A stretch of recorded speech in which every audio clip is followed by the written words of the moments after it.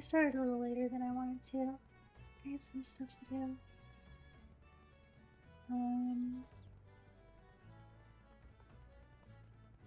Yeah.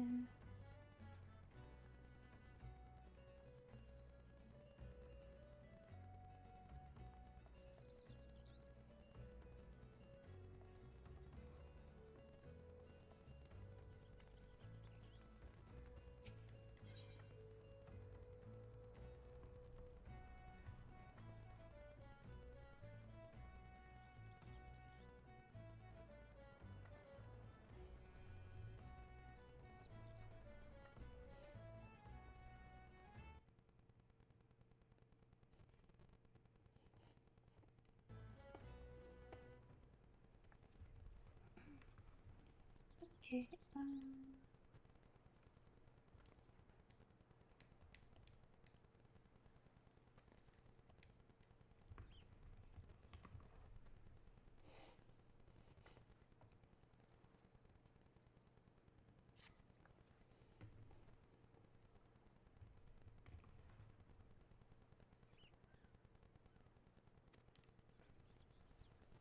ready.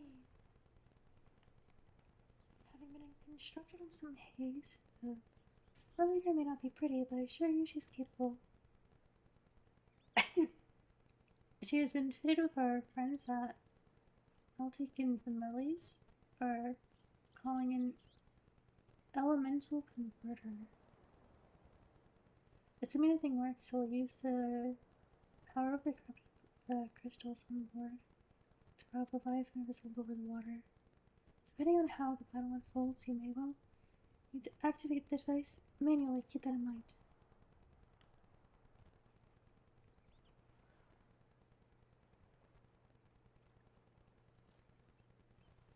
It is expected that I forgot how to say this. Salagan and their thralls will attempt to come to Leviathan's defense. Accordingly, the Maelstrom will once again employ diversions. Thancred and Yushtolo, I would have you assist in this effort. If it is to fulfill its purpose, your diversionary force must not want numbers. By your leave, I too would volunteer, I believe. You will welcome it, having seen you fight in Saapsa. I dare say the fishbacks will find your presence highly diverting. Thancred and Yushtolo, if you would join the third levy, and Lady Yuri the fifth.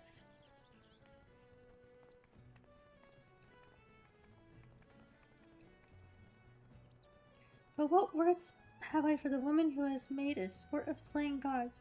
Only these: go warily, for the sea is an unforgiving place to wage war. May the navigator guide you for the storm. I would echo the Admiral's sentiments and add a few words of my own, knowing that we all have the utmost faith in you. The crystal bless you. Thank you.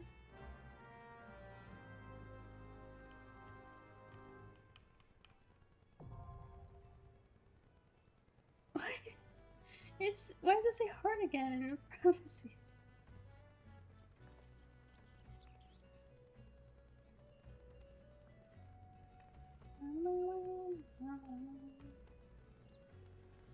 What's down here? Can't go in. Alright.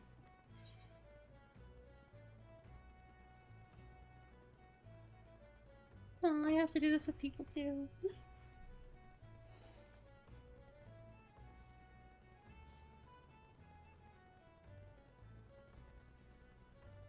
I went good last time.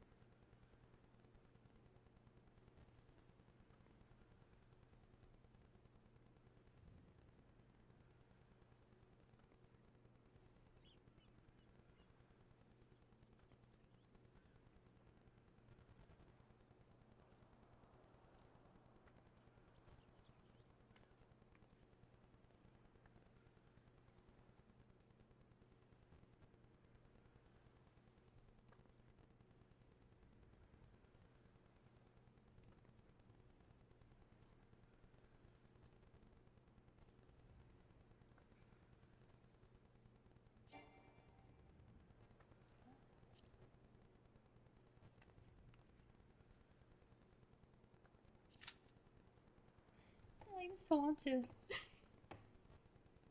It's okay.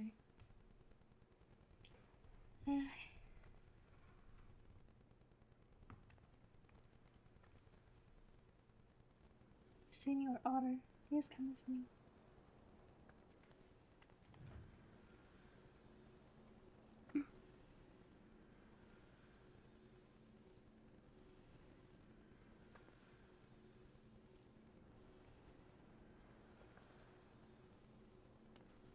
This guy no box in there. Oh my god, he's doing his dance. Do it again, do it again.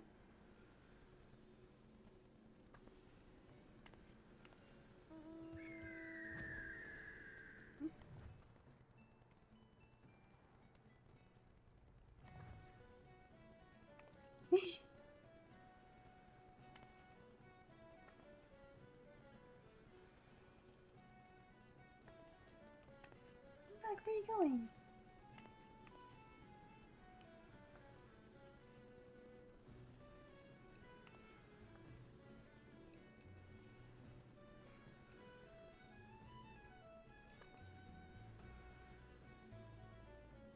He's doing it. Yay. You're a star.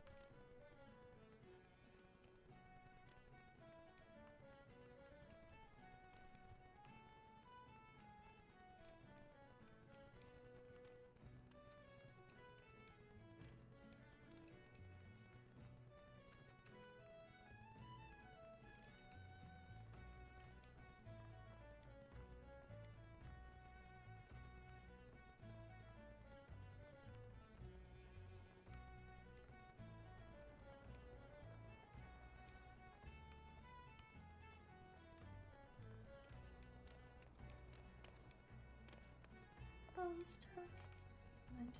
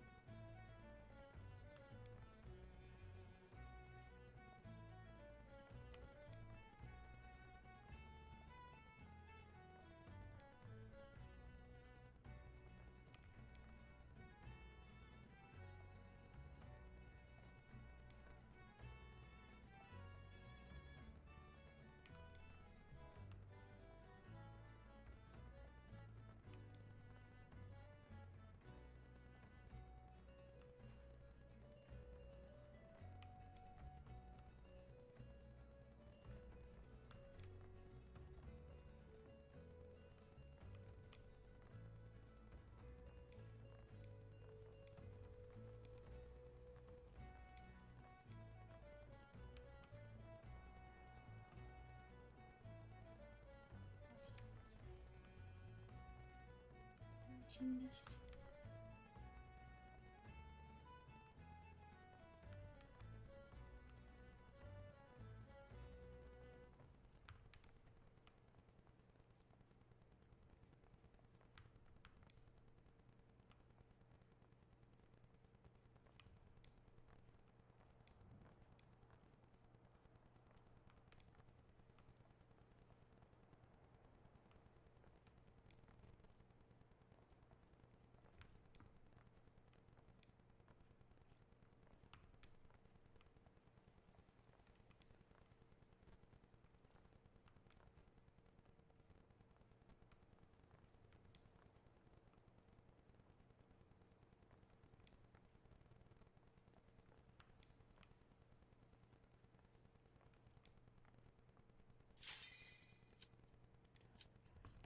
Scared me. What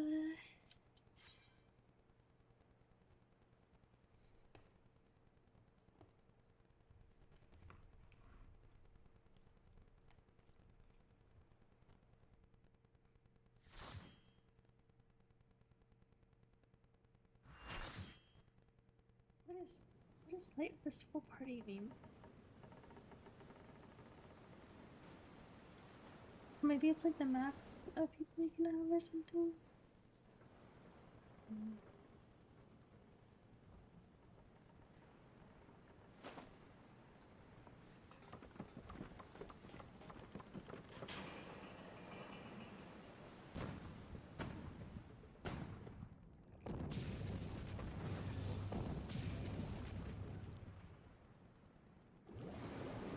Oh gosh, I feel too spacey and tired right now. I feel like I'm gonna be so bad.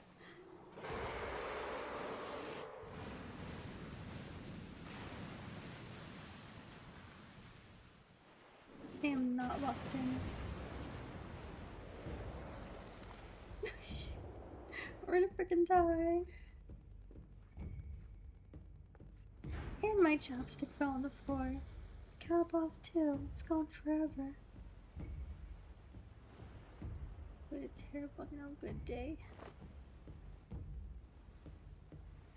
Oh, my character's locked in. I feel like I'm not doing him justice.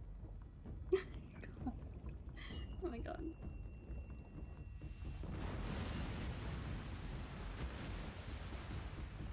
Whoa.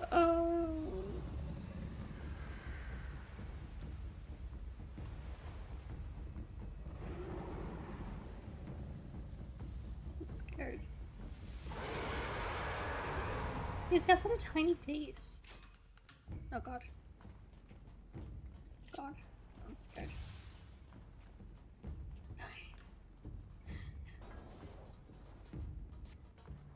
What the heck? Okay, go. Okay.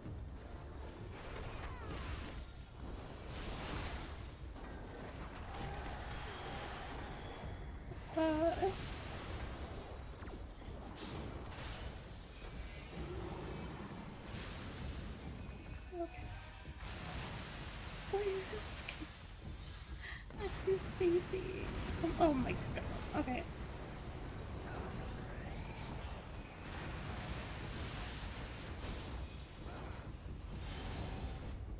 What? Oh.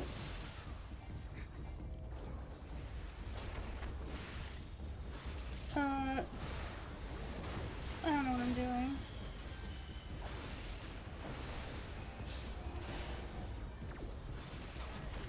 Leviathan's tail, Leviathan wings. Oh my god. Okay.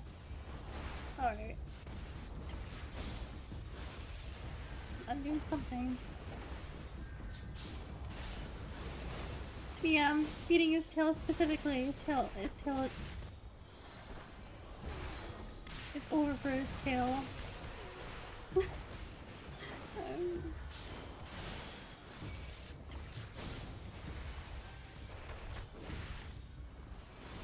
Should I do the other things? I don't know if I should. Oh god, what is happening?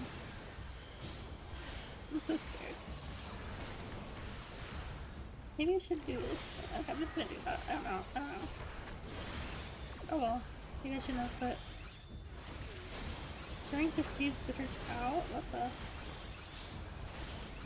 Why is he talking? What did he just spit at us? Is that water? It's kind of weird.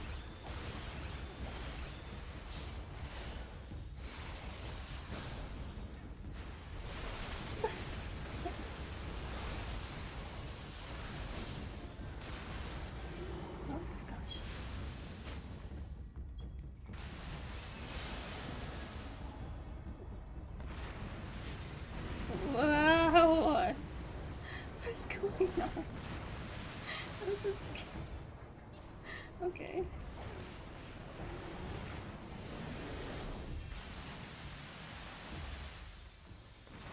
Oh.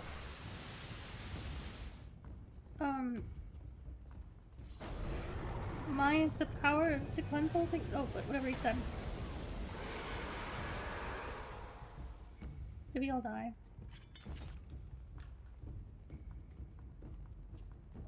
I think we all died.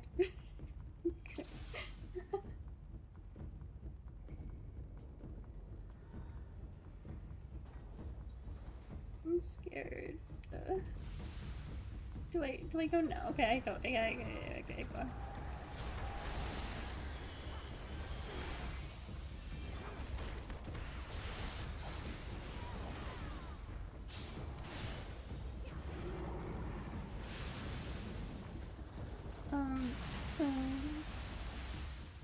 Okay, this way? Oh my gosh, okay.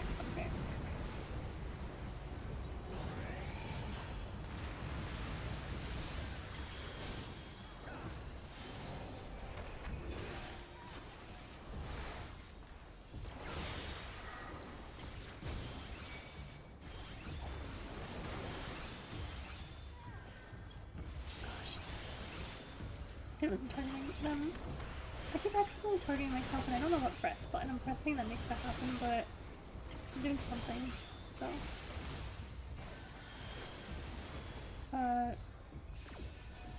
Should I be? Oh my gosh, okay.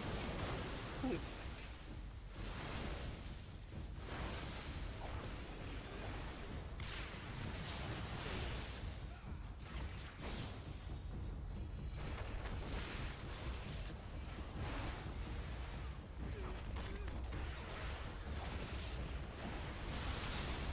Don't know what that's doing. I'm scared.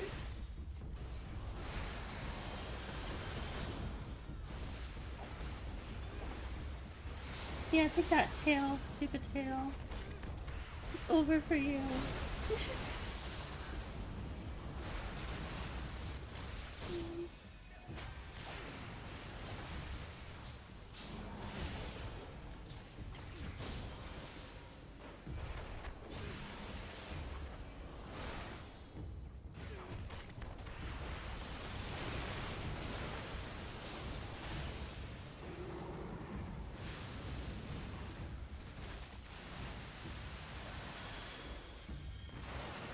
Oh my god.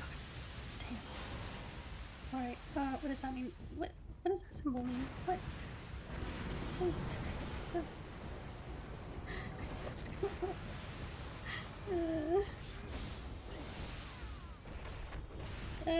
Do this once again? Maybe? Oh, wrong. Oh.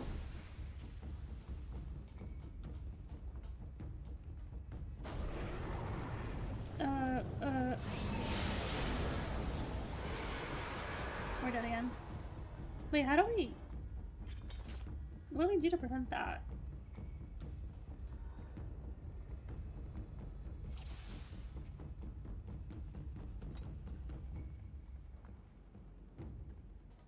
I can't explain anything. I don't know what's going on either.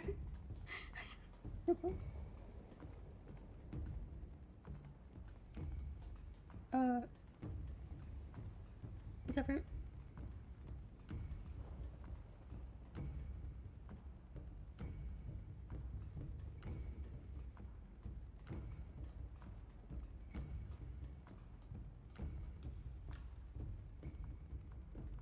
Oh, wait.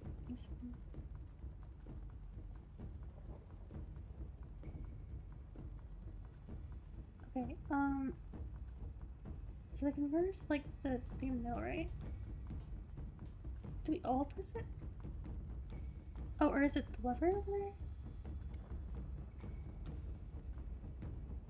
Oh, just one. Okay, okay.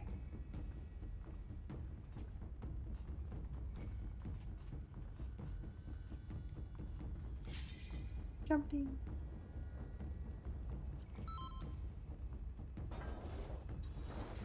Oh gosh. Okay. No, I lied, I'm not ready. I don't know if I press these friggin'. I don't know. Am I supposed to press those?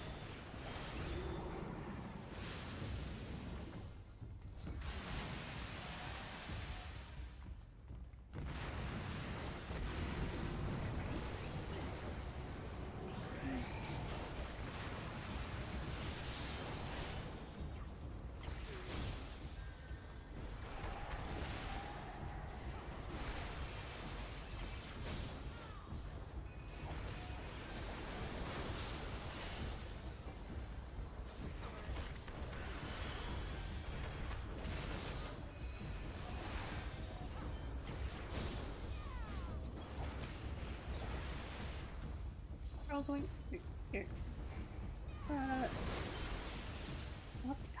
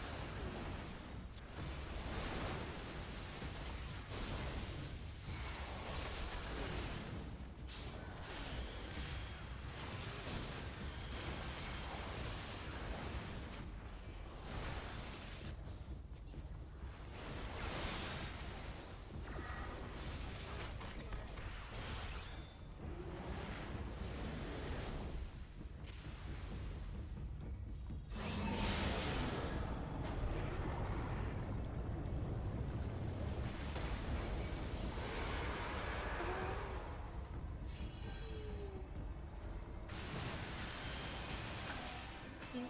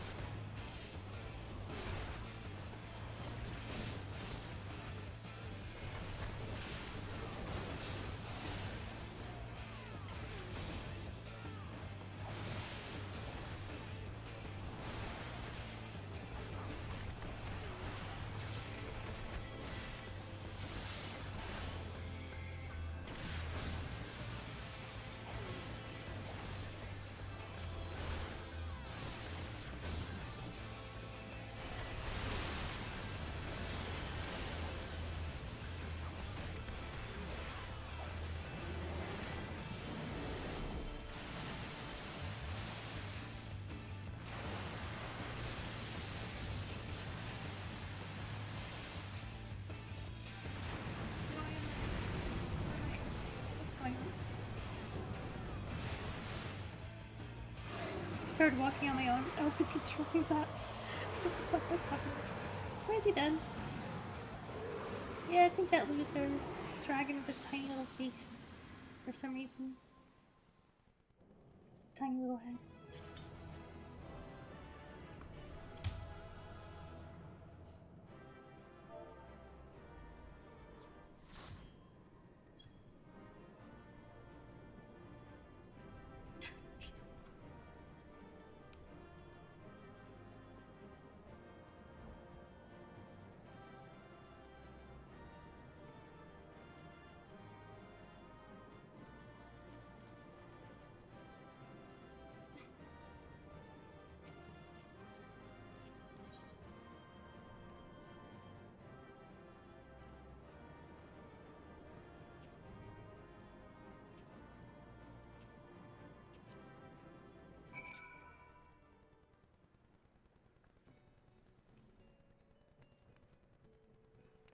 Yippee!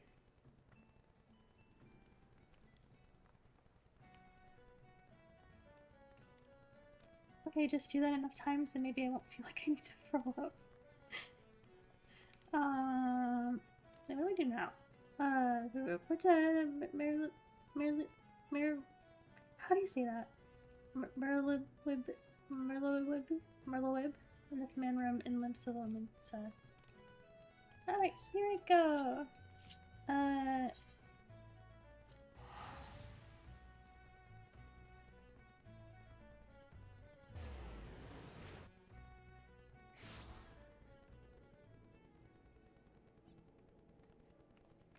You'd think I'd remember by now. How'd I get there? I do not, though.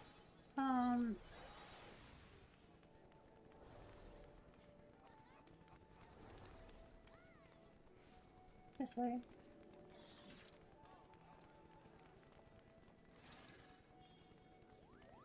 Oh, not that way. This way. I knew that.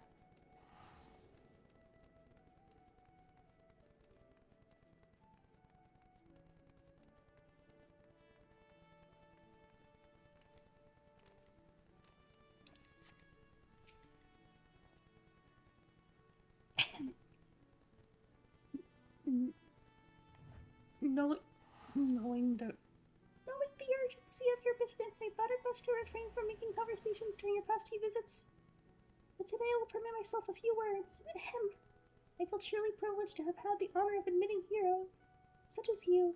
You are an inspiration to us all, madam. And on that note, the Admiral awaits you in the command room. Wink. Okay.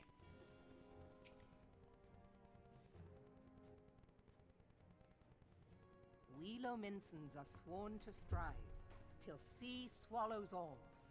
And swallow all it would have, had Leviathan prevailed. That we still strive now, we owe in no small part to you. Not for the first time, you have delivered Limsa Lominsa from the wrath of a primal. Never has our nation known a stouter ally. On behalf of my people, Yeah, you can see that. I give you my humblest thanks.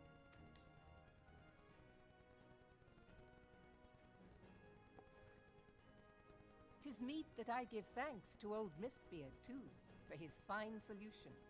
Whatever else he may have been, 'tis clear he was a resourceful soul. Would that I had a man like him in my service.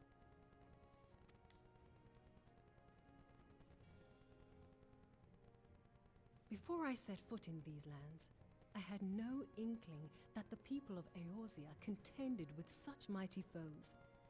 Suffice it to say, their existence came as something of a shock, as did the idea that they could be defeated.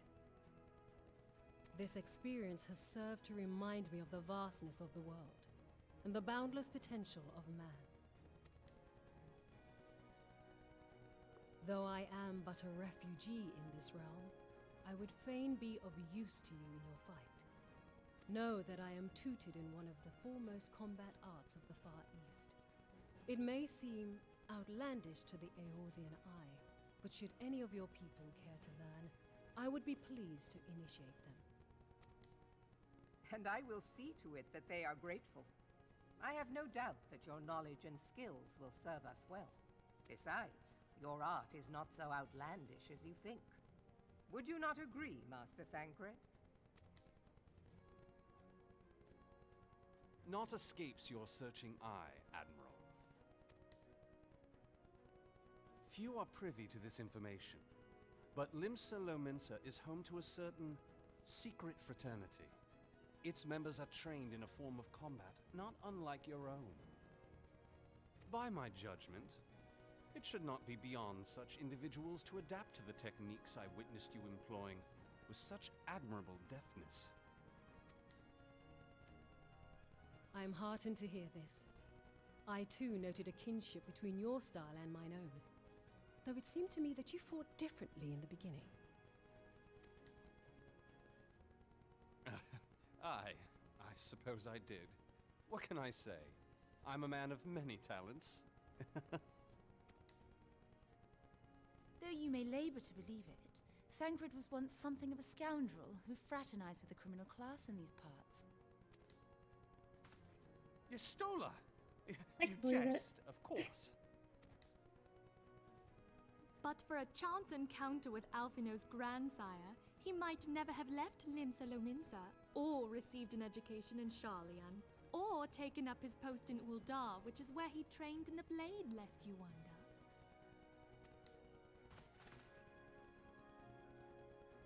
Minfilia, please! It would seem there is more to you than meets the eye, Master Thancred. Lady Yugiri, I am told that you and yours came to Eorzea seeking permanent resettlement, and that many domins have since been engaged as frontier hands at Revenant's Toll. Moderna is many things, but a place of refuge it is not. Know that I would like nothing better than to furnish your people with a new home here on Lominsan soil. Alas, racked by instability as we are, our nation is in no fit state to take you in. Yet I'll not have it said that we turned a blind eye to your suffering. Until such time as we can do more, I pledge to send provisions. We are in your debt, Admiral. I realize that it scarce qualifies as repayment, but if it please you, I shall set about sharing my martial knowledge with your people at once.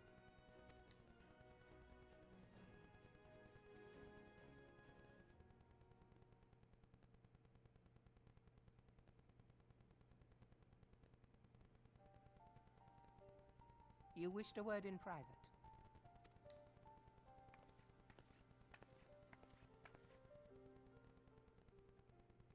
The better not to spoil the festive mood. History repeats itself, Admiral. As the kobolds did before them, the Sahagin resorted to summoning their god over a territorial feud. They acted in self-preservation. It may be that the Sahagin initiated this particular clash, but how it begins does not interest me so much as how it ends.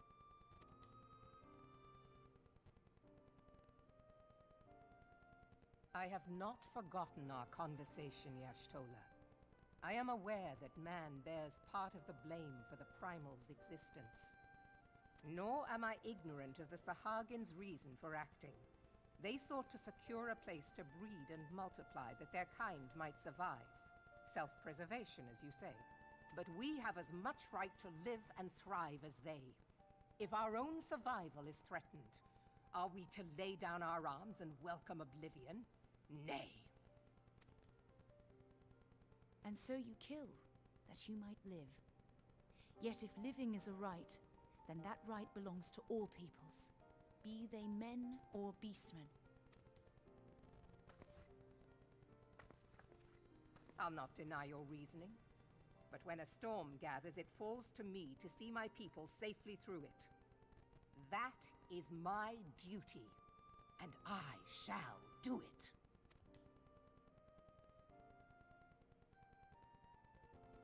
As must we all, Admiral. Stay the course, then, but know that it will lead to no good end.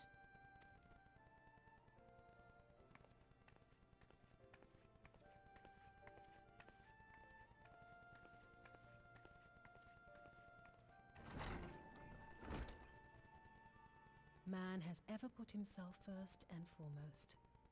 To justify his actions, he clads himself in the armor of righteousness, though it be a fancy of his own making.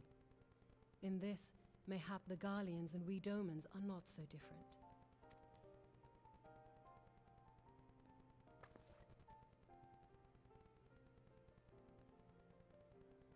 Eorzea has become as a raging sea. If we are to keep our heads above the waves, we cannot scruple to drown the man next to us.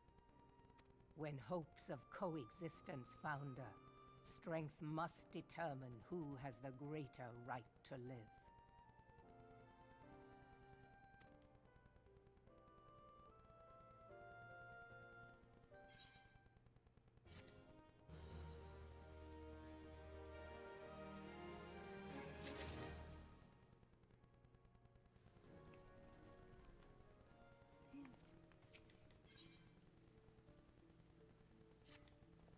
Limson Underworld. Oh, the Admiral had informed me of the arrangement. I have in my keeping a letter of introduction for Lady Yukari.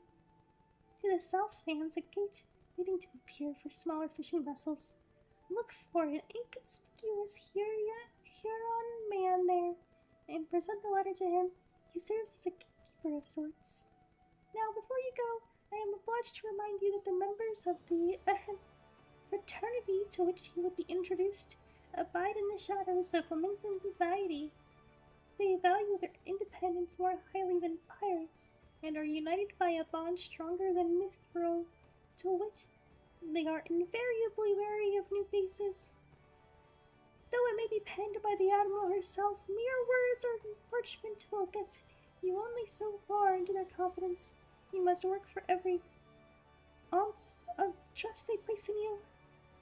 But here is the letter. Go to the aforementioned place and show it to the aforementioned man. Oh, and good luck! Thank you.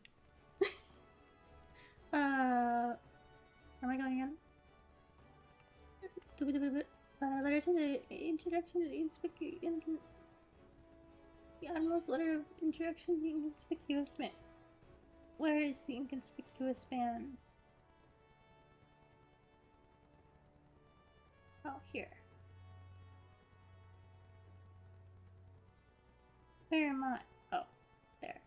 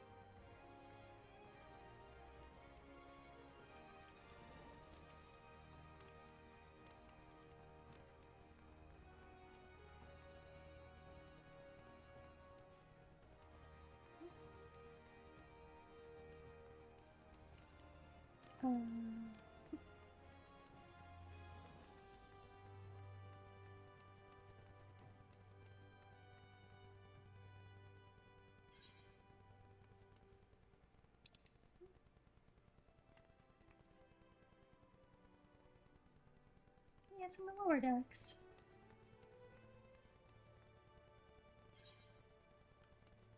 But where? Oh.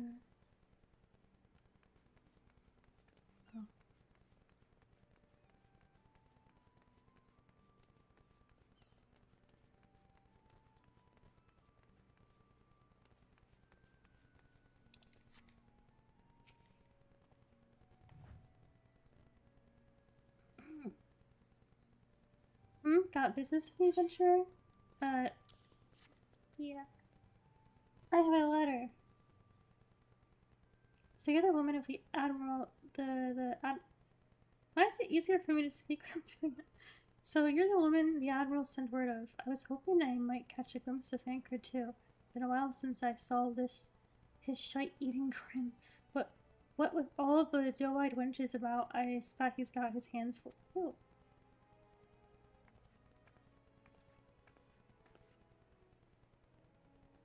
And you must be the Far Easterner in what Merlewib says wants to train with us. Welcome to Limpsum, milady.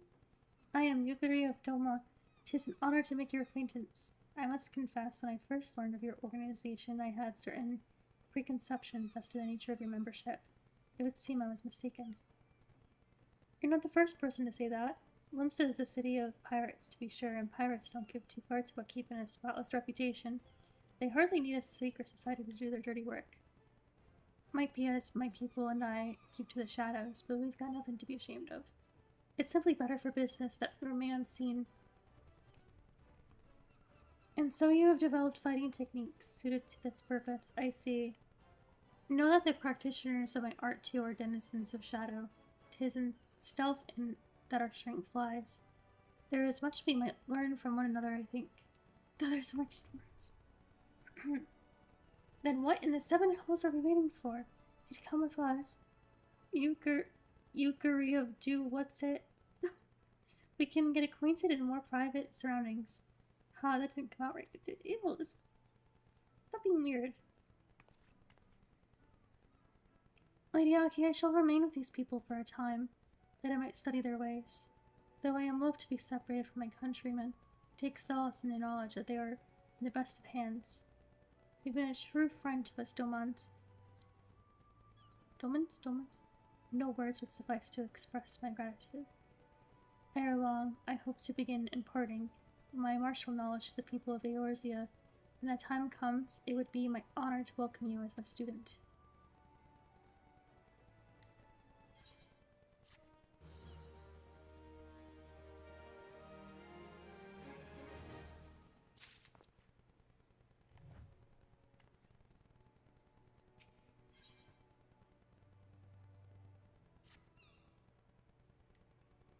Much more has occurred since I beheld Eorzea from the galleon deck.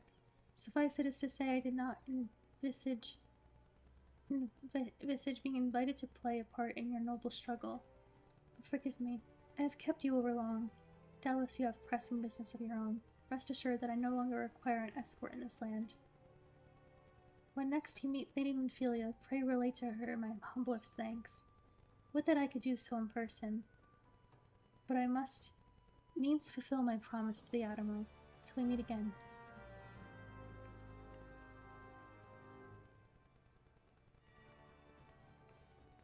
To Mordona!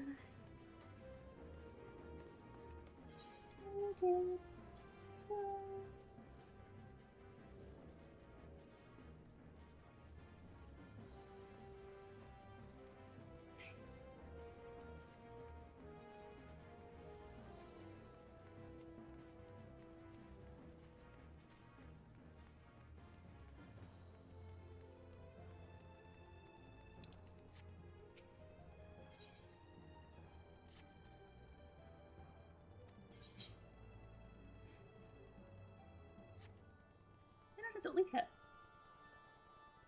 This is Bockley.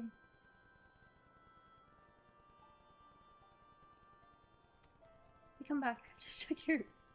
I didn't do it. Did you oh,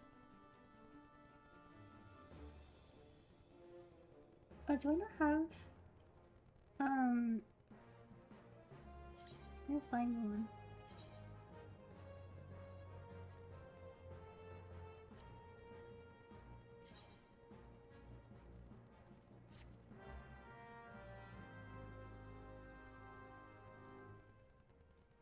I still need to dye the pants and shoes, but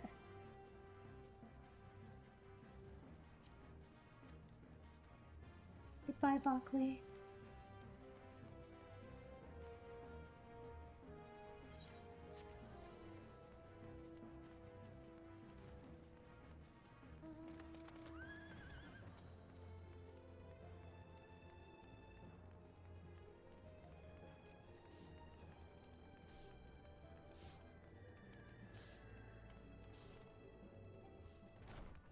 What's that sound? Oh, someone's...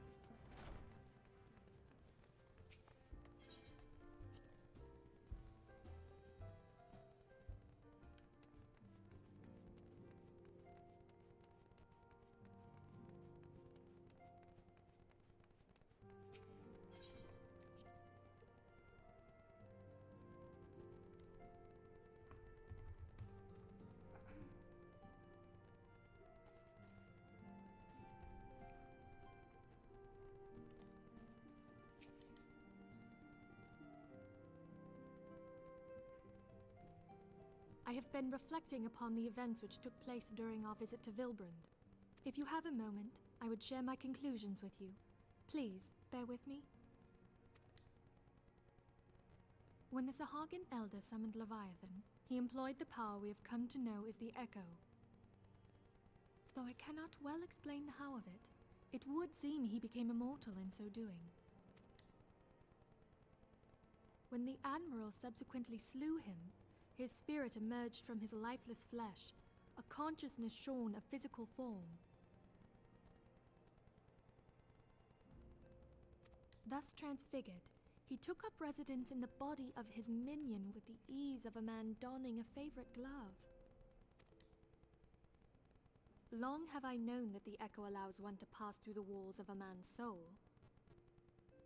But never did I imagine that it could free us from our own flesh, nor less that our souls could then occupy the next corporeal vessel to take our fancy. It was of this that Elidibus spoke, an existence which knows neither cessation nor oblivion. And yet, though the Sahagin had mastered his gift and thereby become immortal, he was by no means invulnerable. As we both bore witness, he was ultimately absorbed into Leviathan. And the import of this observation? If the Ascians' mode of existence is indeed the same, it can be inferred that they too are not invulnerable, that they can be destroyed. There exists a legend which tells of souls who are reborn upon the cusp of each umbral calamity, that they might stay the encroaching darkness. To most, it is but a fairy tale, yet recent events have given me cause to wonder, could the legend in fact refer to the Echo? Much and more yet remains unknown, but I am confident that all will become clear in time. For the present, however, what matters is that the key to defeating the Ascians may at last be within sight.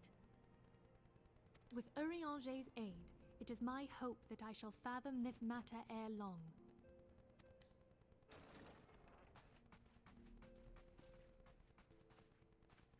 Oh, I was just about to send for you, my friend. Is Artemis? Grave tidings from the Sharlayan motherland, my lady. It doth concern our distant allies, the students of Baldessian.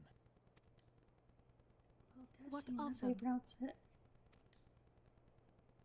My lady, the Isle of Val, which for many years hath been the Order's home, is no more.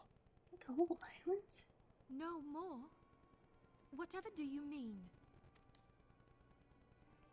I relate only that which hath been conveyed unto me by our agents.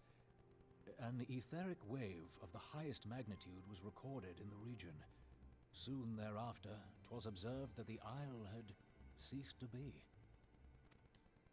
'Tis postulated that a magic was evoked, like in power to Ultima.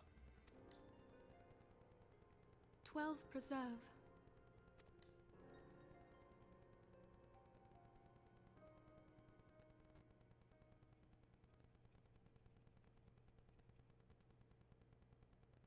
If there are no other matters, I move that today's meeting be adjourned.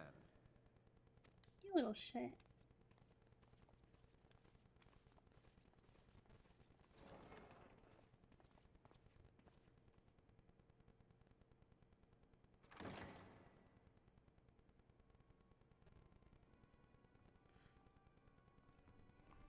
He's wondering. It is done, my lord.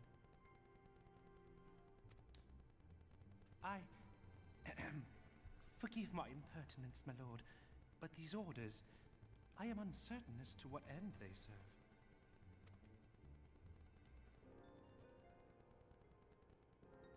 Revolution. Okay, I might have forgot which Lala was the evil one. I might have called the wrong one little shit. I think I called the wrong one little shit. I'm so sorry to the other one.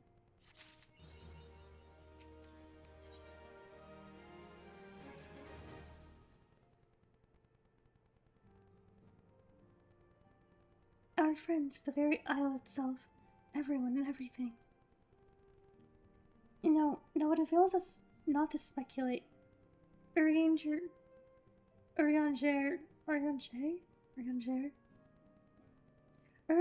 will send word if there are any developments. Until such time as he does, we must remain firmly focused on that which is within our power to change. With that in mind, I would speak on a different matter, one closer to home. It concerns etheric fluctuations which had previously been attributed to good King Moggle Mob in some number. That the king is no more is a blessing for which we have you to thank. Yet all is not what you yet all is now at well in the 12th foot. Our latest readings reveal an ongoing etheric disturbance of considerable magnitude. They may even suggest the presence of another one. There's so many. Needless to say, the mere possibility warrants immediate investigation, and I would have you... Isilia? I do not wish to interrupt, but we have a problem. What manner of problem? A band of refugees hailing from Ulta this time are coming to the Revenant's Toll seeking asylum. It would seem they expect us to afford them the same treatment we gave the Domans. At present, they are in the 7th heaven, awaiting a formal response. I see. Mayhap this was to be expected. I shall meet with them at once. Isilia, you know full well we haven't the resources to accommodate many more people. Consider what will happen if you do this. Word will spread, and more will follow. Their opinion is duly noted, but I will hear their suit.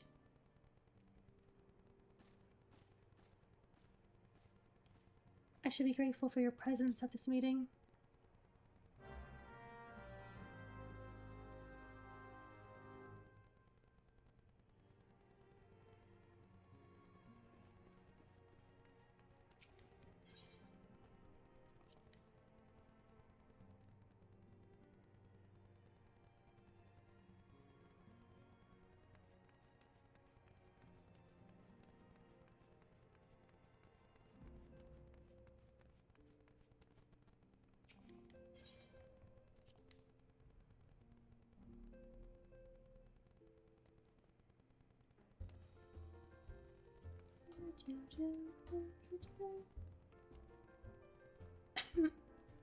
Draggle-tailed refugee? What does that mean?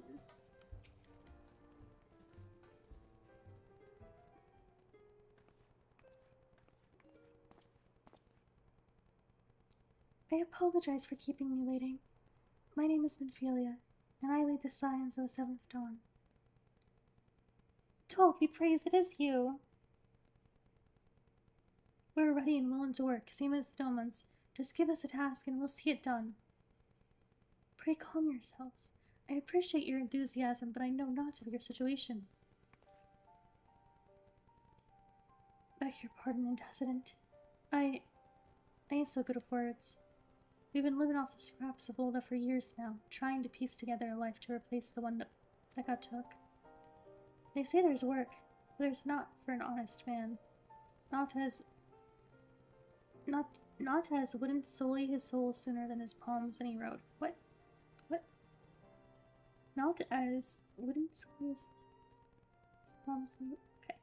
The flames do what they can for us, of course, but it ain't near enough. And it's only getting worse. When the calamity brought us to our knees, those rich bastards in the city didn't help us. They climbed on our backs. I don't pretend to be clever, but even if I can see it coming, I knew we had to run. The only question was where. And then it came to me. Revenant's Toll.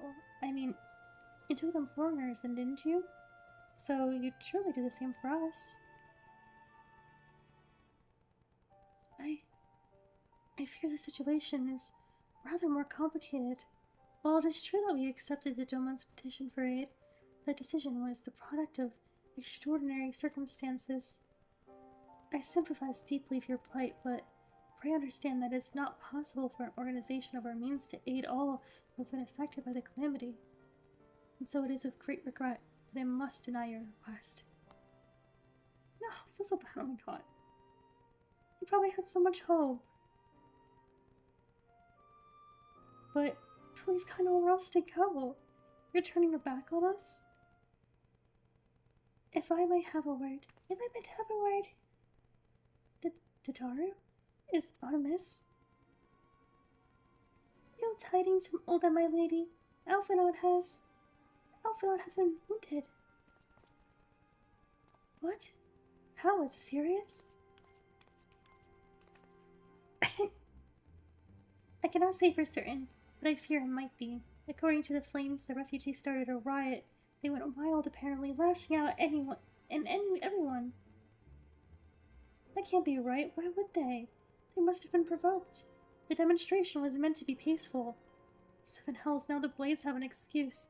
They'll round us up and kill anyone who tries to resist. Destin, please. If you won't help us build a new life, at least help us keep the ones we've got. Lily, we are not ones to stand idly by and watch innocents suffer. However, until we know more of the circumstance surrounding this riot, I am not certain what aid, if any, we can provide. If the authorities determine that the refugees attacked without provocation, then those responsible will have to answer for their actions. How can you be so blind?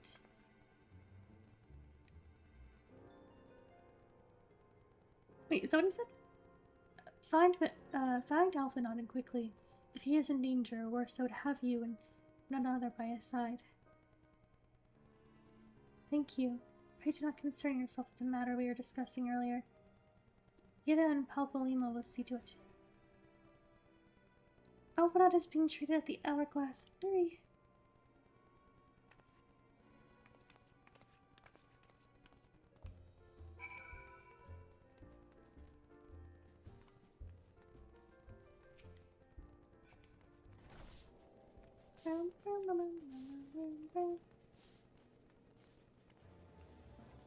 Marauder otter?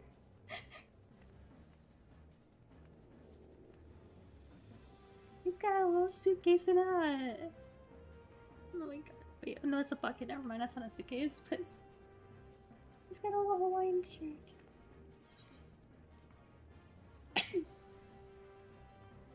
Up the...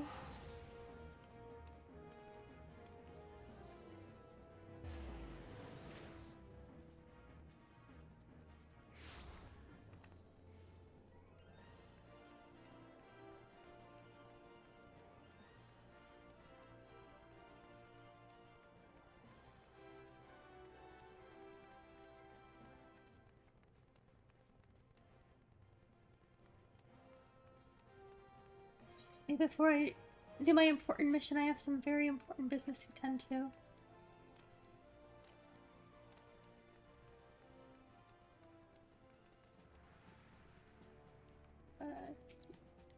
Do you like eggs? Do you want any eggs? You don't want any eggs today. Never mind. Bye.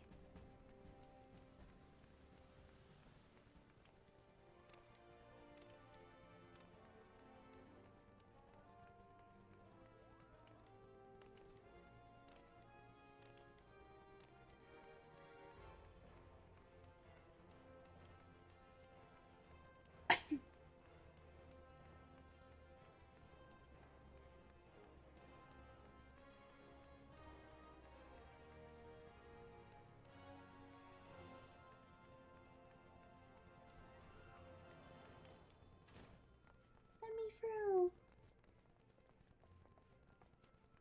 I came here immediately. Oh, he's fine. You know, he's fine. Now I don't feel bad anymore for not brushing.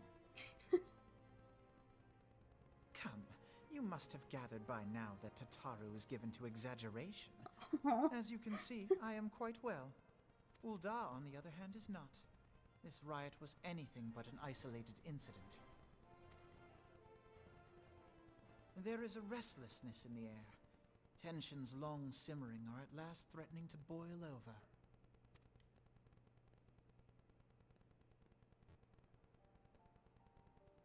Ul'dah is a nation infamous for the great disparity between the wealthy and the poor. The majority of the populace accepts this state of affairs because they believe that every man bears responsibility for his own lot in life. To an Ul'dan, money is the foremost, and some would say the only measure of a man's worth. Small wonder that the wealthiest wield the greatest influence. So where do the refugees fit into this social hierarchy? What place is there for those who fled Alamigo and the destruction of the Calamity? Plainly, there is none. They have no wealth, no power, and no worth. To the Ul'dan way of thinking, they may as well not exist.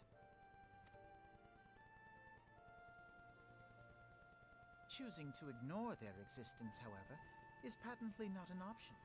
General Rauban and the Sultana understand this, which is why they ordered the Immortal Flames to provide the refugees aid and succor.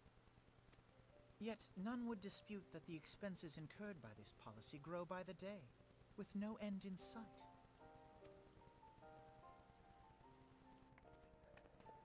This has prompted more and more Uldans to question their obligation to aid these worthless wanderers. While more and more refugees have come to resent their treatment at the hands of the sneering citizenry.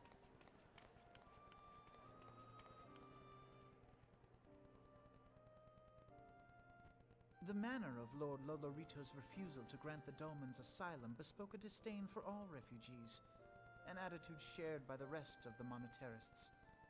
And you may be sure they make no effort to conceal their opinions.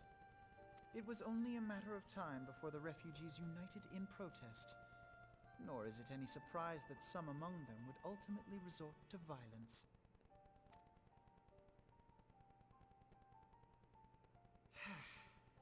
That the Immortal Flames should choose this of all occasions to engage in joint training exercises with the other Grand Companies. By the time they return, the situation may well have deteriorated beyond mending.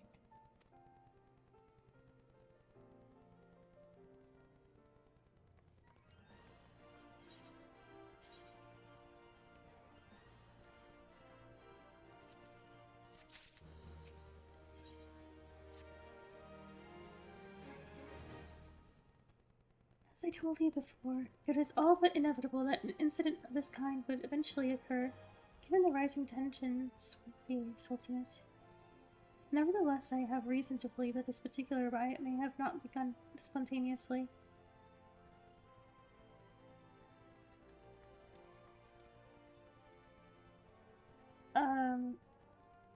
Oh, Hall of Flames, General Botany.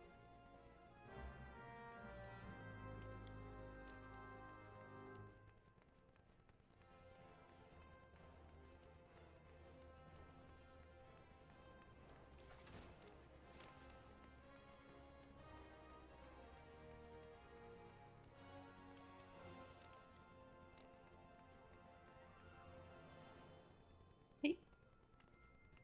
Oh, that's what it is. Okay.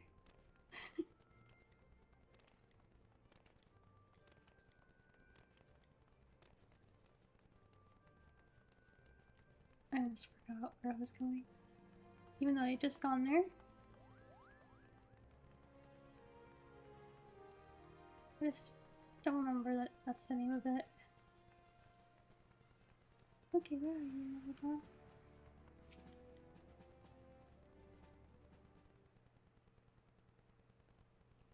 Now is not a good time, Sergeant Nora.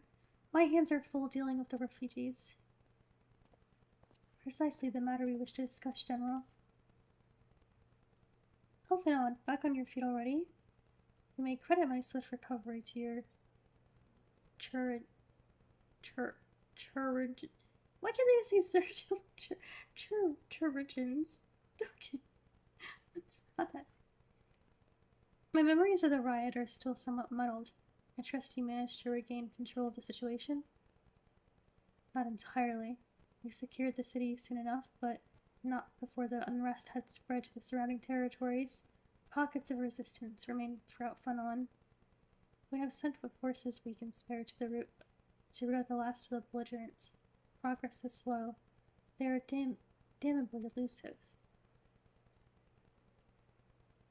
I can well imagine, given that the majority of refugees live outside the walls, it stands to reason that they would know the lay of the land. What I do not understand is how they came to be so well prepared. Before my little accident, I observed that several of the refugees were armed, and not with butcher knives or pitchforks, but with martial weaponry. I need hardly add that such equipment is costly. None can deny that tensions between the Olden citizenry and the refugee population have increased since the Domans were turned away, but would that motivate a starving man to purchase arms in lieu of food? I think not. And what of those who have not even a single guild to spend? Who could not survive without the aid provided by the immortal flames? Surely they would sooner sell a weapon than bring it to bear against their benefactors. Come to the point. That one evil Lalafell, gave it to them. Very well. My point, General, is that this powder keg of discontent was not set alight by chance. These events were deliberately set in motion, and now order must be restored. That is my first duty. Until it is done, any investigation can wait. I do not have time to discuss this. My scouts will be returning in on.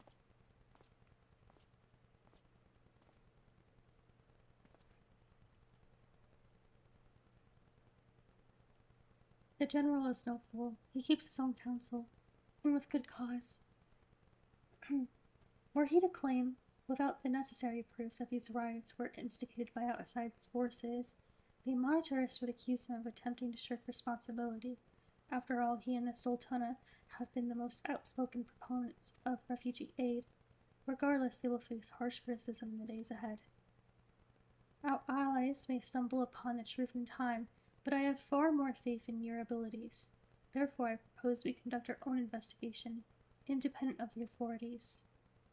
To that end, I would have you make inquiries in the settlements suspected of harboring belligerents.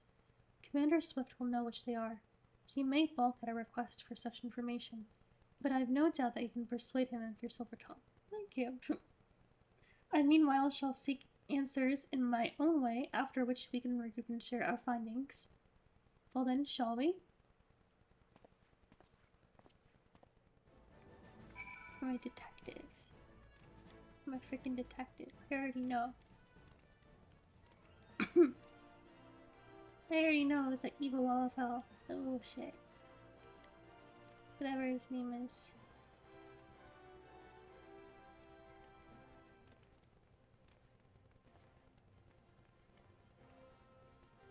What? Oh yeah, this guy.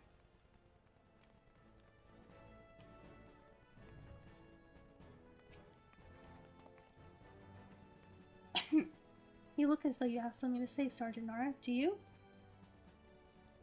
What you ask is no simple favor. Were such information to fall into the wrong hands, the lives of countless soldiers would be at risk. Even so, there is wisdom in your words. An able individual, even one of ties to the flames, may be better suited to this task than a regiment. Very well. The Brass Blades will have reported suspicious activity in the vicinity of Lost Hope. It may be unrelated to the recent events, but we doubt it. I suggest you begin by speaking to the blades posted there. Hey! Oh my god, sorry, did I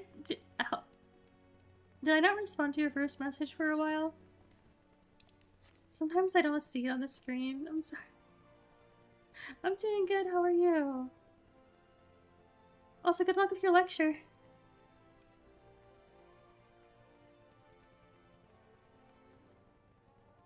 Oh, we're going to the Lost Hope. Where's that? I don't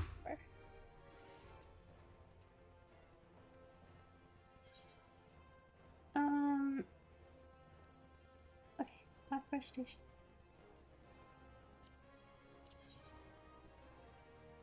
I could have just clicked on the A3, huh?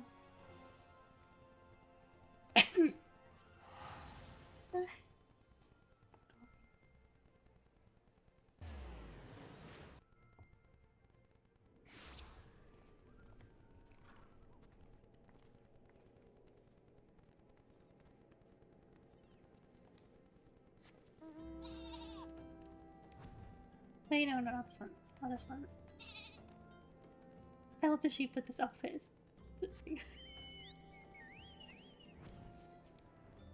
I gotta wear a different clothes. I was pretty close by.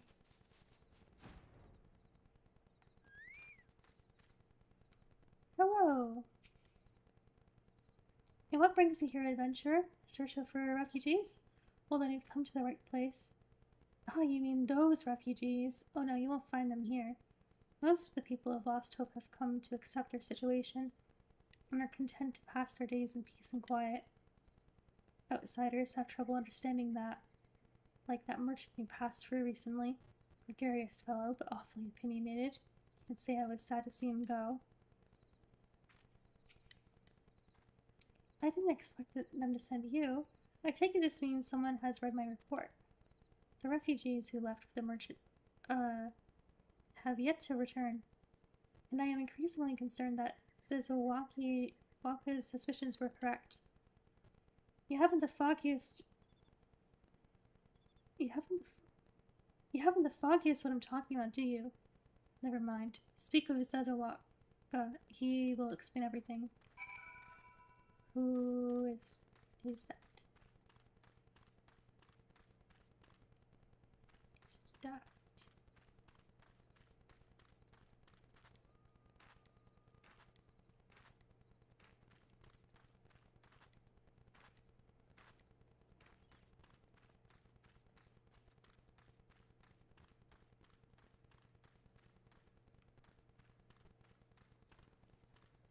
Why are you scared? No. What? So much blood? What? Oh, they're having like a...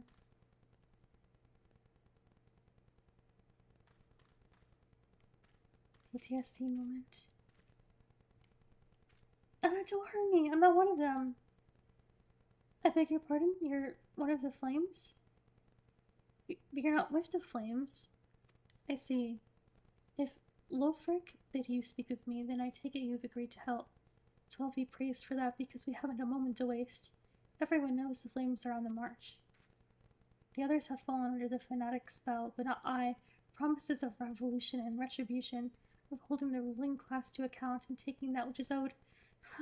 Childish fantasy.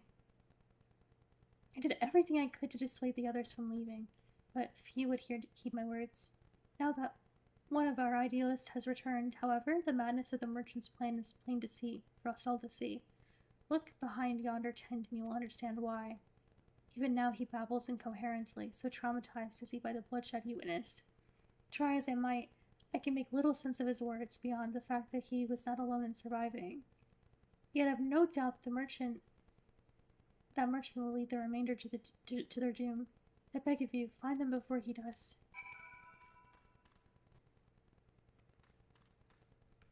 Oh, I gotta talk to this guy.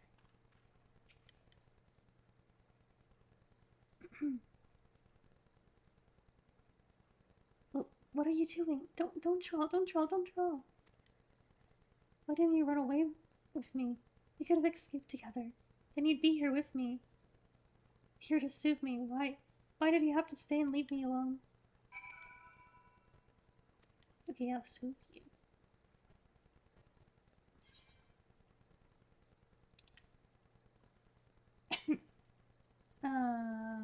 It's somewhere here. Somewhere. Probably just went past it. Soothe.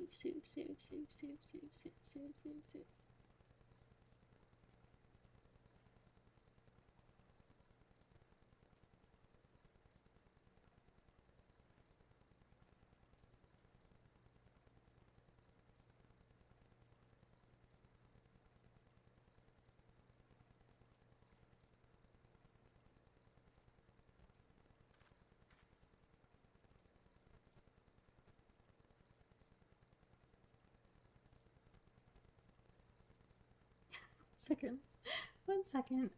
Sleep.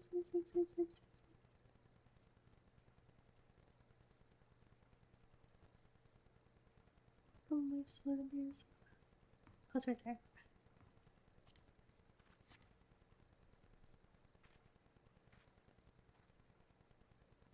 Who are you? What do you want? It's true.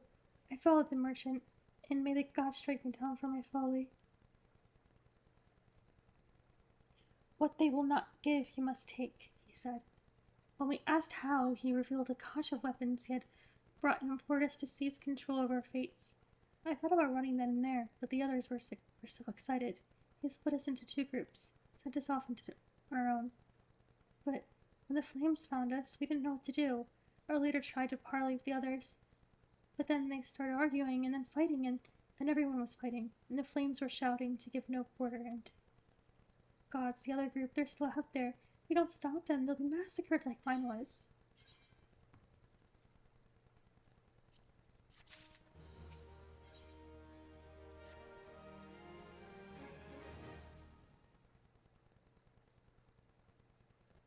The other refugees are hiding in the caves south of Lost Hope, but to approach them would be fruitless.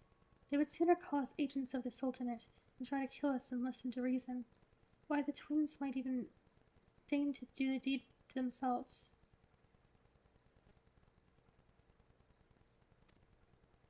The pox on all bloody sellswords. They were supposed to train us to fight, but the ones he sent with us vanished during the struggle. Oh, if only we had never listened to the merchant's ridiculous claims. He said our cause was righteous, that the gods would never suffer us to be defeated. Though if we were forced to confront reality. That's it, challenge the twins to combat. Show my brethren their strongest warriors are no match for one woman. Mayhap then they will agree to lay down their arms and rouse this plot.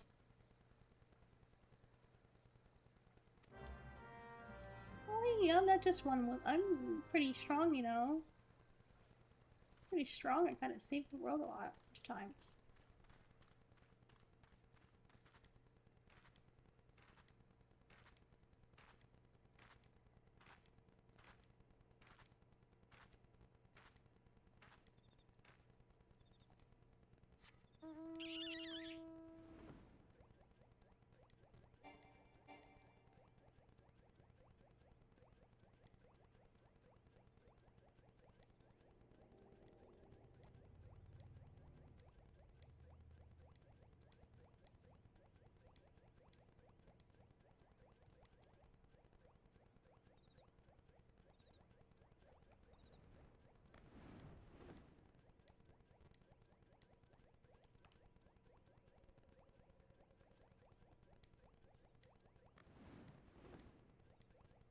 Can I go too far? Can I?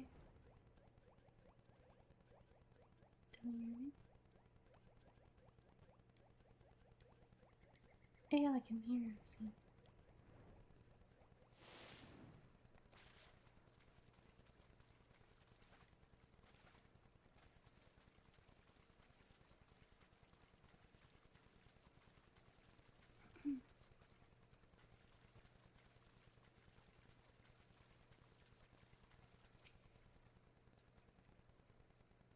Seven hells, they found us!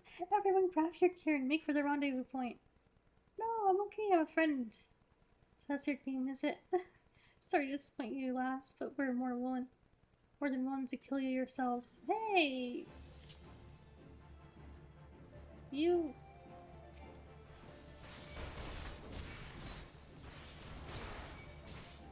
You're like that. Buddy.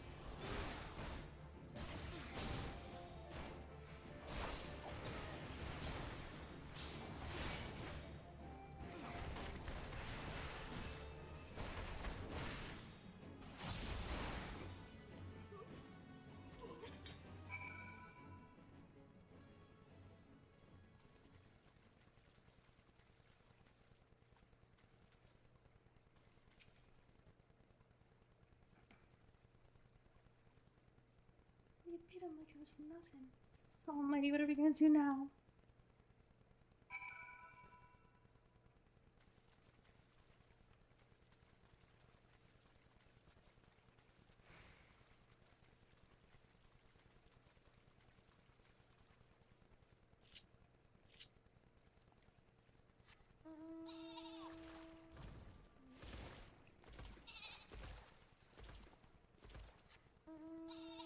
No, I'm sorry.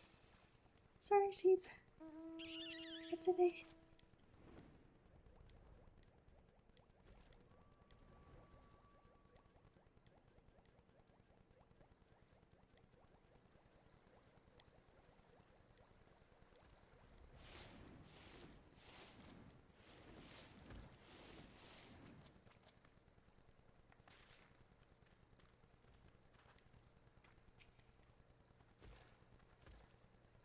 You've returned? Did you find my brother? What of the twins? What happened? I see. Well, you had no choice. Better that a handful of them take a beating from you than the lot get butchered by the flames. Tell me, what did the merchant have to say when it was over? Huh? Well, where else would he be? Unless he went to Stone's Throw to recruit others?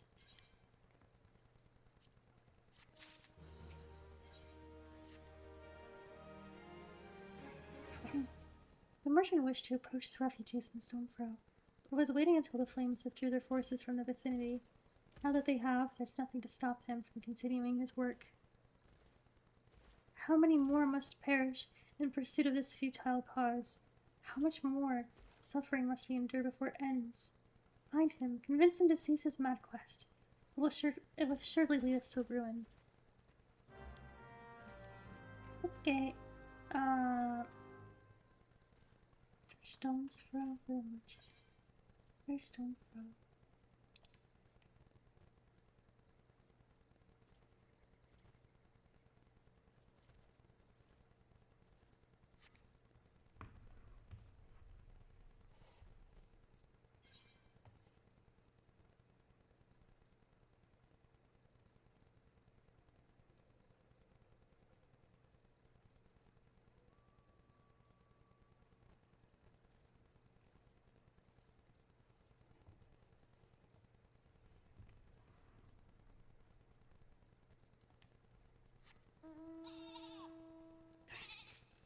I'm sorry.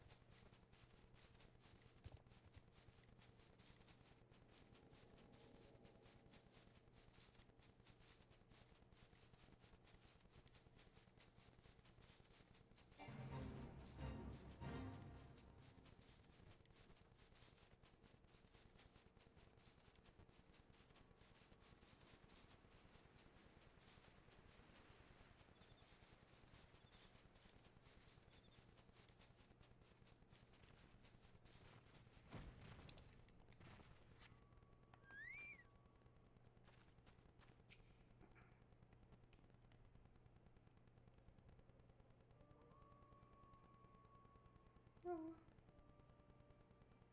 Have you seen my parents?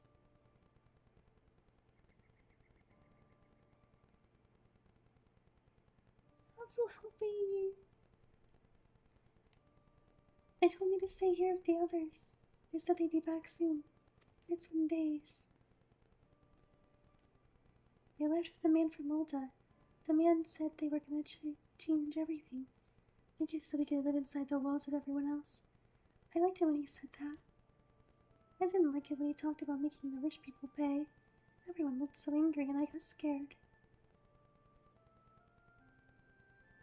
Say, miss, are you looking for someone?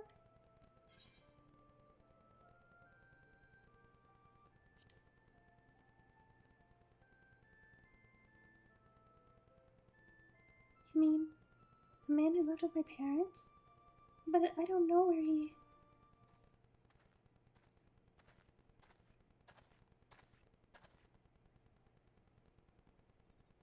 Wait, Look! Over there! I think that's him. Well, now, which of these gullible fools should be my next victim? What kind of... Just stereotypically... Now I'll fight you. You, Hey, you get back here, you... He's getting away! Go get him! Right on it.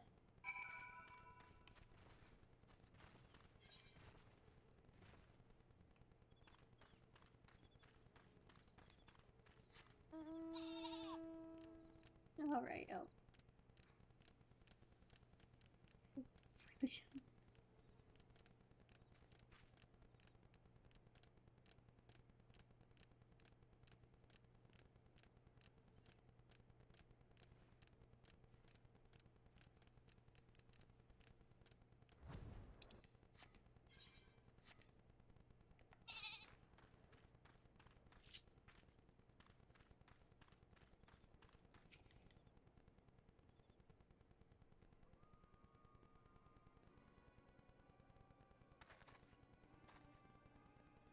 You again?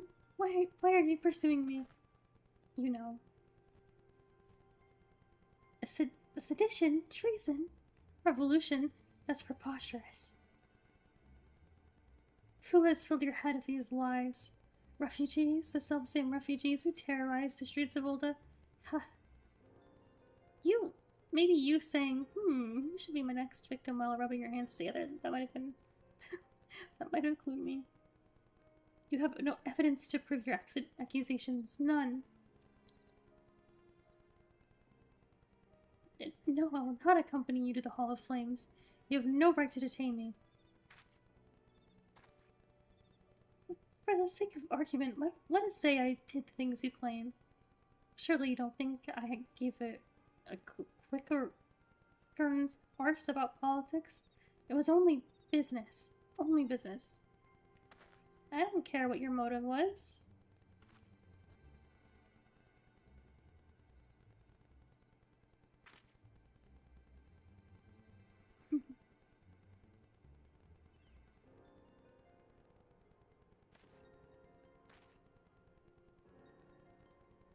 No, is he gonna get killed? So he doesn't snitch. We both know that I am not the one you want. However, if you agree to protect me, I swear I shall tell you everything.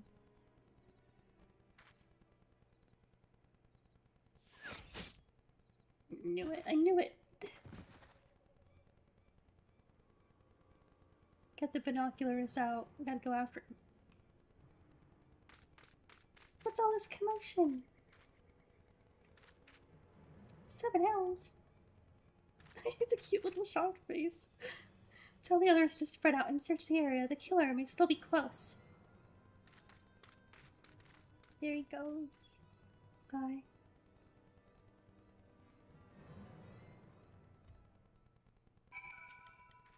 Stone Torch, is that his name?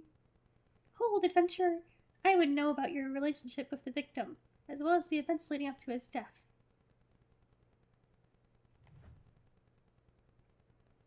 He's so small that the text blocks him. I can't see him. The man... This man was responsible for the recent riots. Mayhap we owe his murderer a debt of gratitude. Oh, that's a little... Maybe not that. In any case, it is obvious you are not the one who we seek. You may carry on with your investigation, Scion.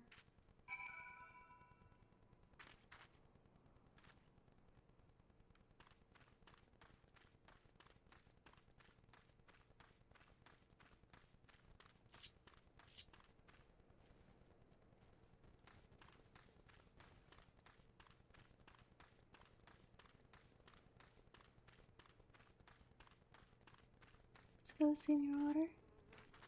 We got work to do.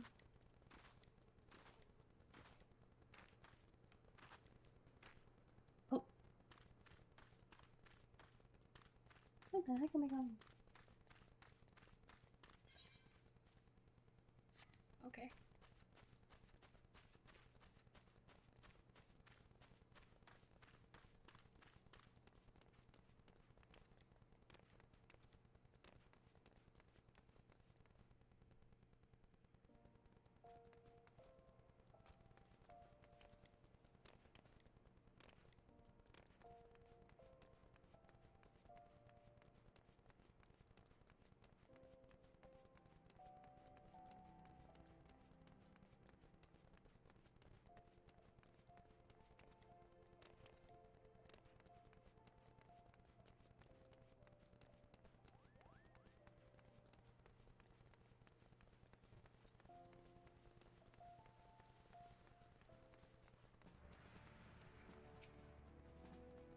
What news, Sergeant Nora? Where's the merchant? Murdered? Damn to the son of hell. He was not simply murdered, Sergeant, he was silenced. Too many knew his face, and he was ready to divulge his secrets. Do not despair, though. We may be closer to identifying the true orchestrator of these riots than you realize.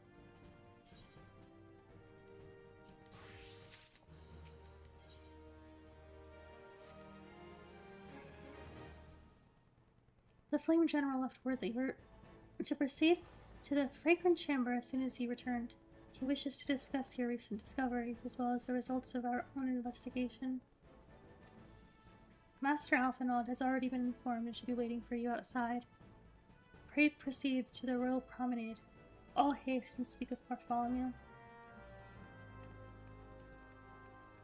To the Royal Promenade!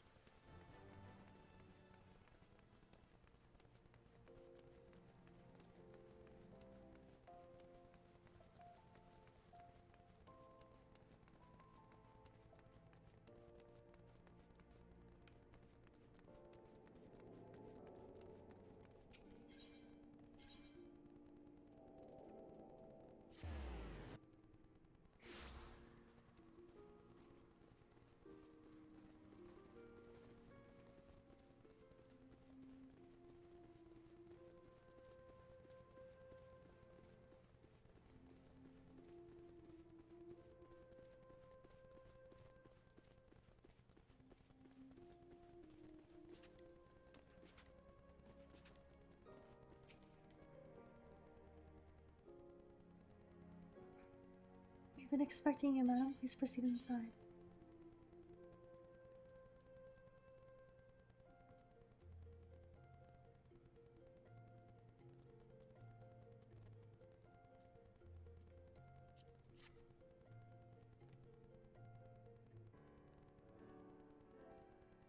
Commander Swift has kept us apprised of your recent activities. You've made great strides towards quelling the violence. Despite our best efforts to determine what provoked this uprising, the truth continues to elude us. Have you uncovered aught which might shed some light on the mystery?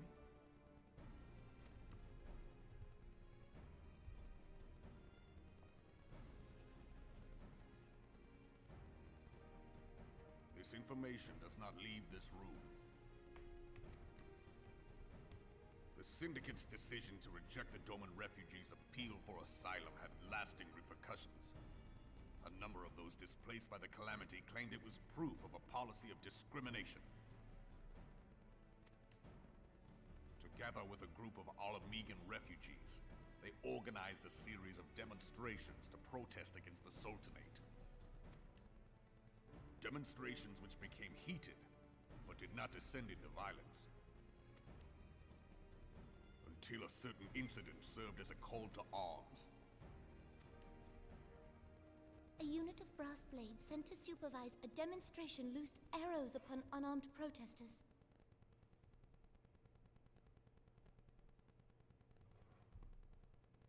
That's terrible. It was this atrocity which prompted the refugees to take up arms. I need not tell you what followed. We assumed at first that the attack was born of a miscommunication. When emotions run high, they happen. But suspicions were raised regarding the unit's commanding officer, whom I ordered interrogated. Sure enough, our fears were soon confirmed.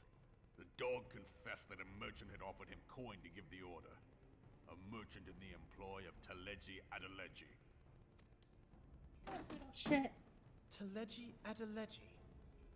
But he spoke in favor of the Doman's cause, and has ever seemed sympathetic towards the refugees' plight. Why would he do such a thing? It wasn't. Oh my gosh, there are two little shits. I wasn't wrong. The other little shit didn't, and then they're both little shits. Know you of the Cartano Reclamation Bill?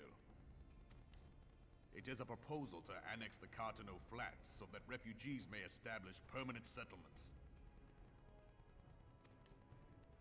When last I looked, that was disputed territory. Aye. Some might even call it a battlefield.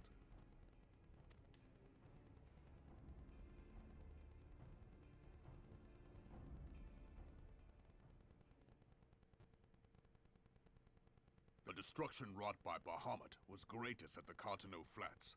That much is common knowledge. What is less well known is that his rampage laid bare ancient Alagon ruins, of which no record existed. There are certain differences of opinion as to how these ruins should be handled, which is why each nation maintains a military presence in the region to this day. Yet differ though we may, we are still allies. Therefore, in the interest of preserving the Eorzean alliance, we have reached an agreement. Any conflict which may arise during the course of military exercises in the region shall have no bearing on relations between our nations. In full knowledge of this delicate state of affairs, Teleji Adeleji proposed the Cartano Reclamation Bill. A shameless, bloody ruse which stands to benefit him in but one conceivable way. If successful, he will gain control over the disputed territory under the guise of assisting in the resettlement effort. And you can be sure he'll build an orphanage next to every Alagon ruin.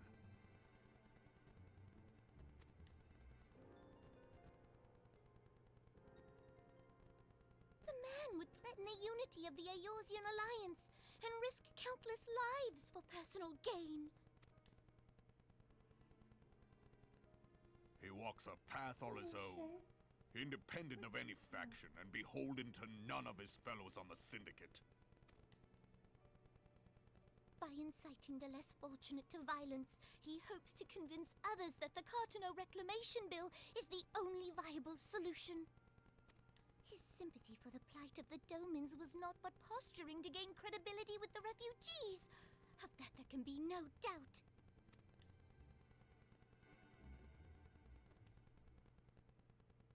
Forgive me, but what could possibly motivate Teleji Adeleji to go to such lengths?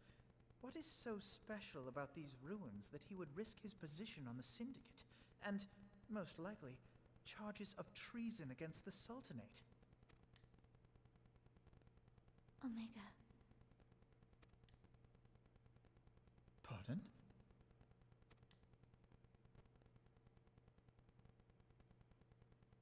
An Alagon monstrosity, not unlike the Ultima weapon. Mayhap larger, we know not. It has yet to be fully excavated. Alagon inscriptions indicate that it was created to fell Bahamut himself. If accurate, it might explain why Nail Van Darnus chose to bring the Red Moon down upon the Cartano Flats. Given the ends he went to ensure Eorzea's annihilation, destroying the one weapon which could stay the Elder Primal may well have seemed like good sense. When first I bore witness to the power of the Ultima weapon, I doubted the evidence of my senses. And now you tell me there is another such weapon. One which could contend with Bahamut. Bahamut! Aye, we were skeptical ourselves. Truth be told, until the Ultima weapon's existence came to light, we thought the inscription had been mistranslated.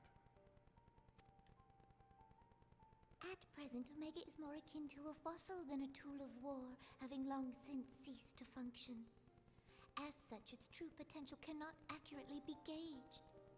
However, if someone were to restore it, as the Garleans did the Ultima weapon, I have little doubt that he would wield untold power. Power enough to subjugate Uldar like as not, and the rest of Eorzea besides, which is doubtless why Teleji Adeleji yearns to have it. That he should aspire to world domination. He who has ever walked 2 paces behind Lord Lolorito in matters of commerce. 'Tis in acknowledgement of his own limitations that he seeks this power. Woe betide us all should we allow him to have it.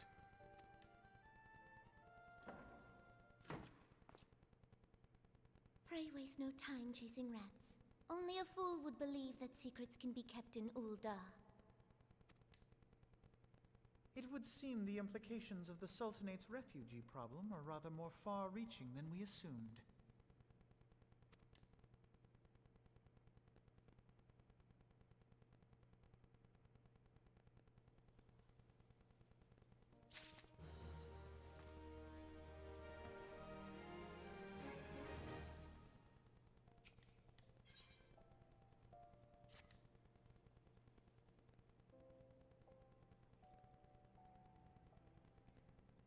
I should be glad to know the truth, and yet thought that all this chaos was the product of one man's lust for power sickens me.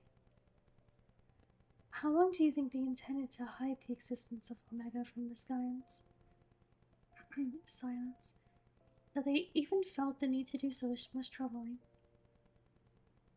It would be in our best interest to learn more of the military activities in the disputed territories. Fortunately, you are already well positioned to do so. Pray keep us informed on any developments in Cardinal. Egon, well, this is no place for children. What the? Why is he being so mean? Sorry. Oh, this poor kid.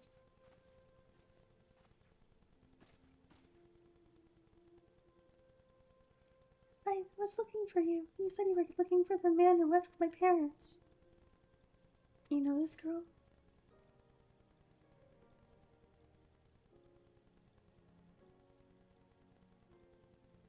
So he visited Stone's Throw as well? I see.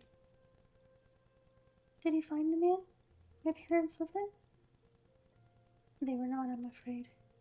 However, I can think of several places they might be. If you like, we can go and look for them together. Really? Let me look. Of course. But first I must finish speaking with my friend. She's telling me a secret, you see, so no one else is allowed to listen. Mayhap you could wait for me by that pillar over there? You require but a moment. Okay, mister, I'll be waiting.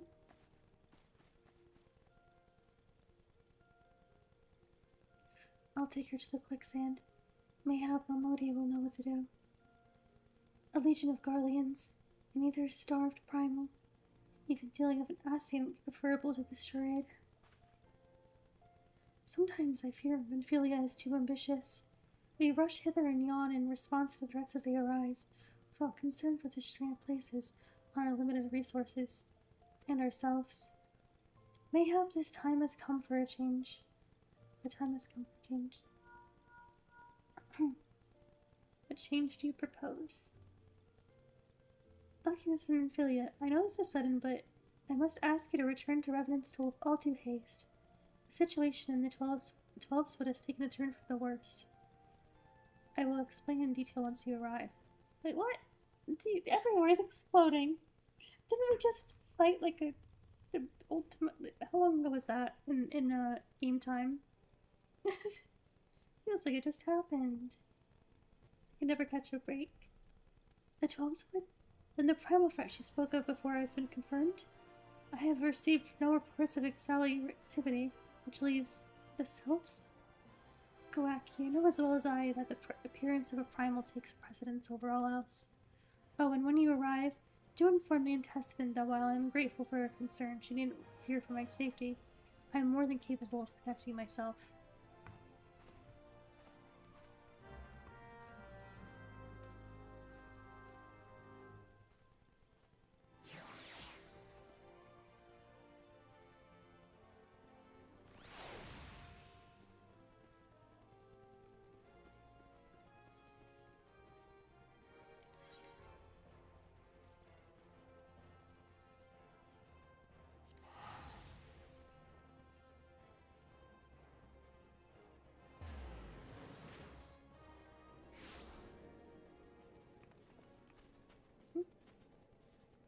Oh, look at his hat. It's so cute.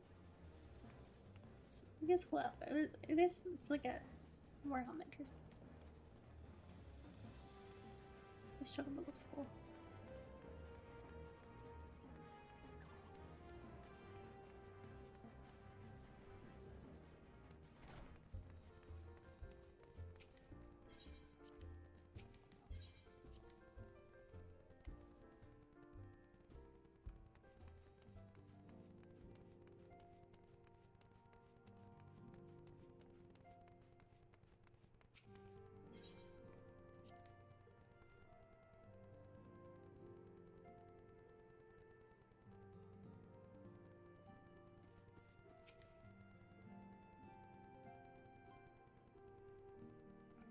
It is a relief to see you healthy and hale.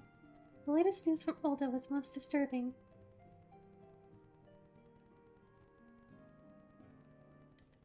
Oh. Clearly, the only injury Alphinaud suffered was to his ego. Doubtless it will heal ere long.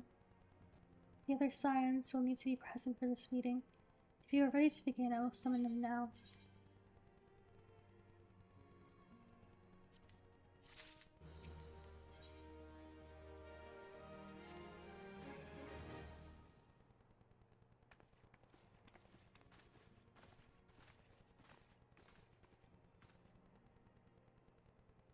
Thank you for responding to my call with such haste. Rest assured, I should not have summoned you were it not urgent. To business, then.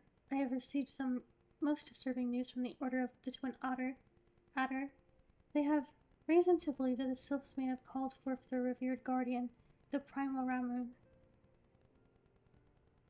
I'm sorry, may have? But it is not certain. The Elder Seer informs us that the elementals themselves murmur of the Lord of Levin's return to the forest. The Sylphlands, however, display no signs of undue commotion. Forgive me, antecedent, but that fact... but the fact need not contradict the elemental's testimony. Unlike his more bellicose compeers, Garuda and so on, Ramu is reputed to act only in the defense of his children. I imagine he would soon make his presence known if any were foolish enough to directly endanger the sylphs or their territory. The abruptness of this development concerns me. Are we not keeping a close watch on the touched ones and infants? If preparations for the summoning ritual were indeed underway, it would surely not have escaped our notice. Oh, it didn't. I was pretty sure it was going to happen, just not this soon. I beg your pardon, you foresaw this eventuality and did not to prevent it? I told Papalimo. I suppose I could have reported things to Infilia earlier, but there obviously wasn't much we could do except wait and see. You know how the sylphs feel about people poking around in their territory. They already summoned Ramu once right after the calamity, but that was because the Garleans came tramping for the forest. And so long as Castrum Orient stands, the sylphs cannot be blamed for wishing to have their guardian deity on hand. In short, Ida and I are in agreement. The actions of the forest folk were inevitable and unavoidable. And I maintain that observation would have remained the best policy had it not been for the sudden influx of strangers into the Black Shroud that alas we did not foresee. By all accounts, the recent violence in Ulda drove a number of refugees to seek safety under the concealing canopy of the trees. 'Tis like that the sylphs perceive this panicked migration as yet another invasion, and quicken their efforts to summon their god. I am put in mind of Titan and the kobolds once again. It is the affairs of men which have paved the way for Primal's coming. Indeed, one cannot help but wonder what manner of place Eorzea would be without the civilizing influence of mankind. Be that as it may, this regrettable development does afford us a unique opportunity.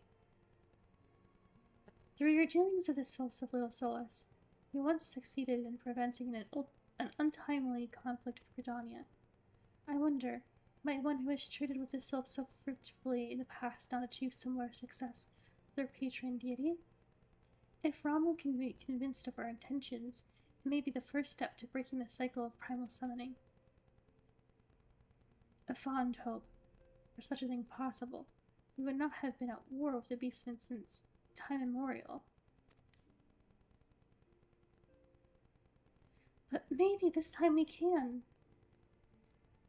Let us continue this discussion anon. We must needs first consult with the nation most affected by Ramu's presence. The Elder Seer has requested your personal involvement. Pray report to Commander Hulwa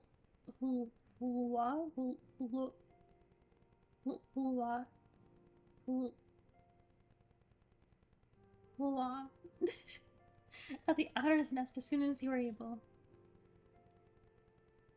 Steel yourself for the worst. While I hope for a peaceful resolution to this matter, experience suggests that your meeting with the Lord of Levin will prove less than amicable. In such an event, your fellow Scions will of course lend you whatever support you require.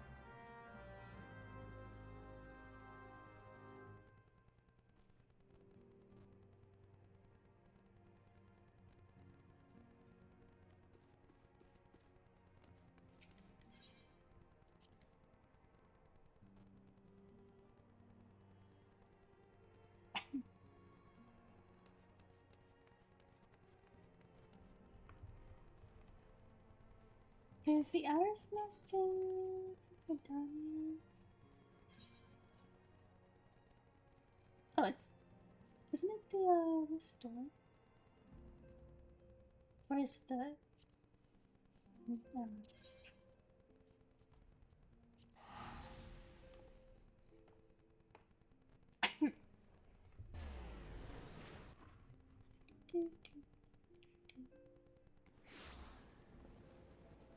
Come on.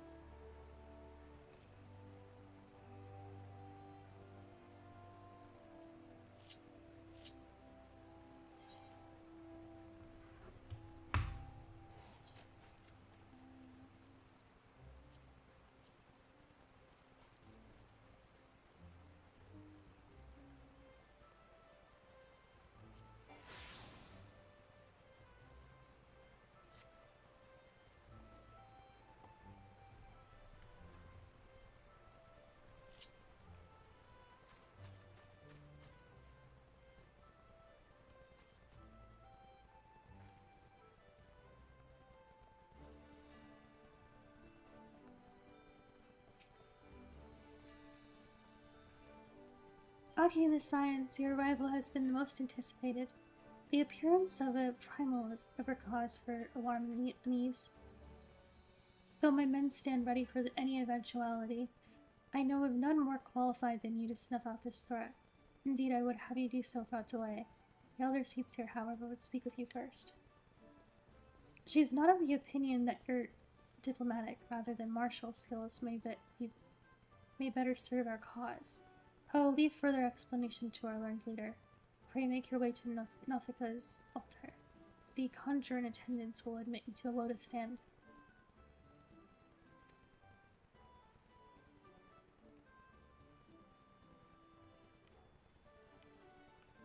Yeah, it's glitching. I'm stuck. Why am I frozen? Oh.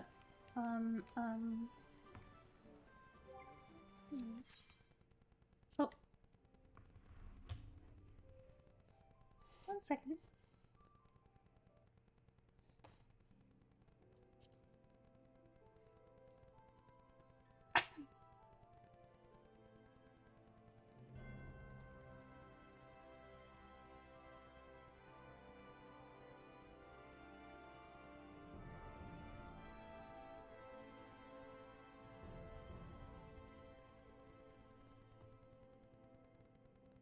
It's taken a while to connect.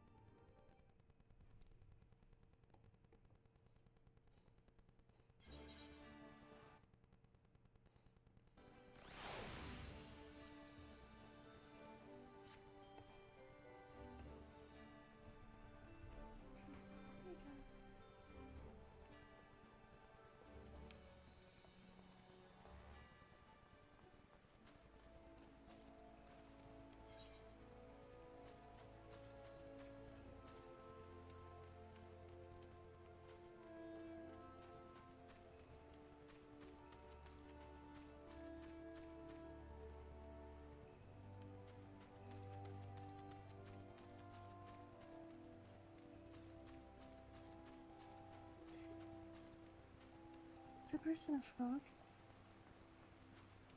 Cool outfit.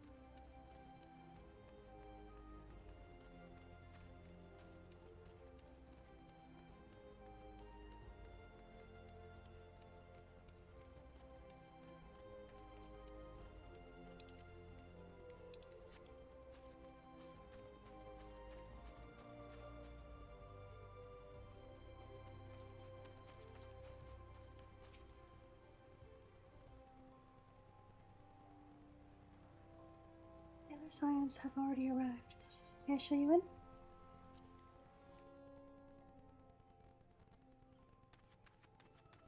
We have sun in here. This place not affected by weather.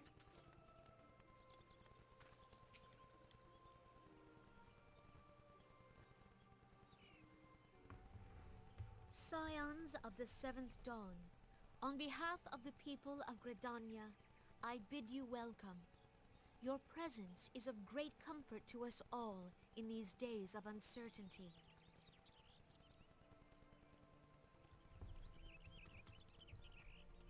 I summoned you here to share tidings of a most urgent nature. But a short while ago, the great elemental spoke, and his voice was clarion in its intensity. Ramuh is returned unto the forest. Scarce had his words ceased to echo in mine ears when we were visited by an emissary from Little Solace.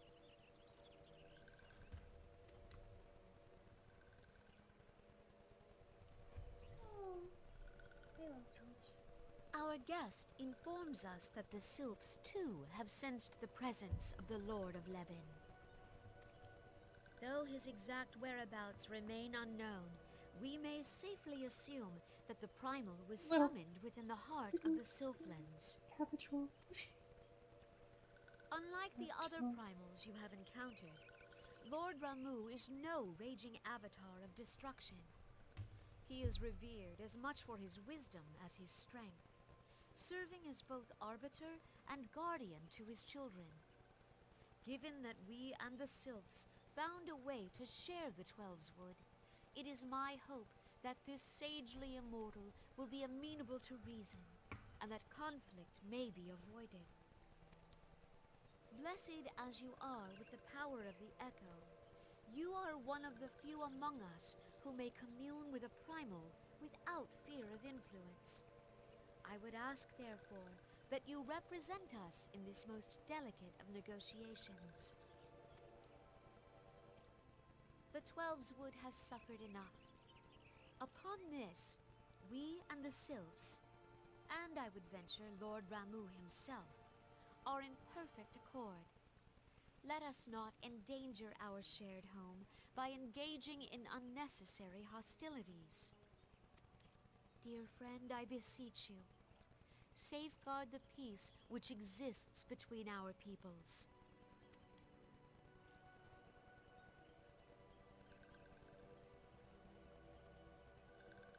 You have my thanks. Happy cabbage roll.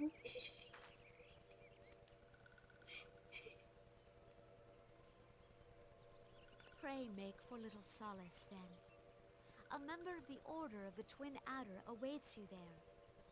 He will advise you on how to find the Lord of Levin. An ill wind blows through the forest. Yet, it is not only the Twelveswood that flinches at its coming. All the lands of Eorzea shiver in dread anticipation. Have care.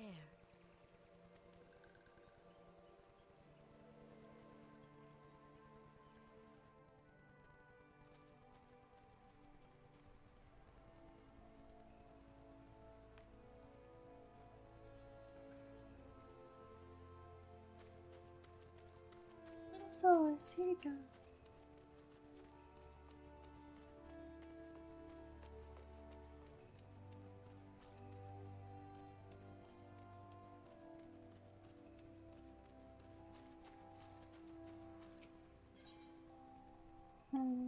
Actually,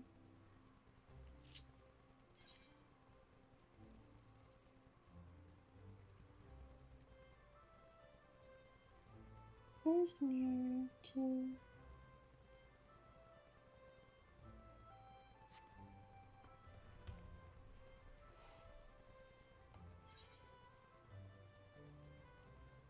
Hope not.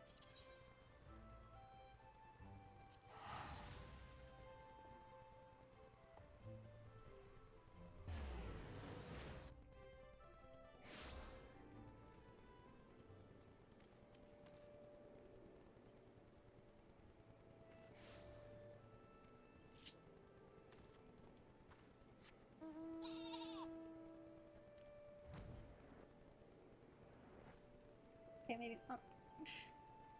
Hang on.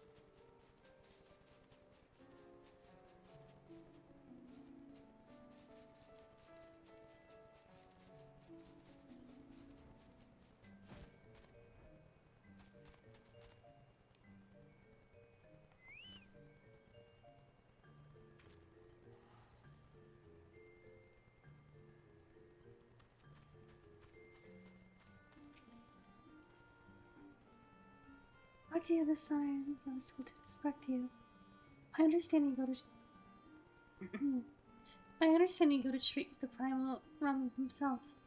An unenviable task, but one for which I have no doubt you are well suited. I have been told that your fellow scions, conducting the investigation on the area as we speak, but we might ascertain the location where the Lord of Levin might be found. I would ask that you abide here until they return with their findings. What's this summary? Oh, it says it right there. Bracelet. Okay.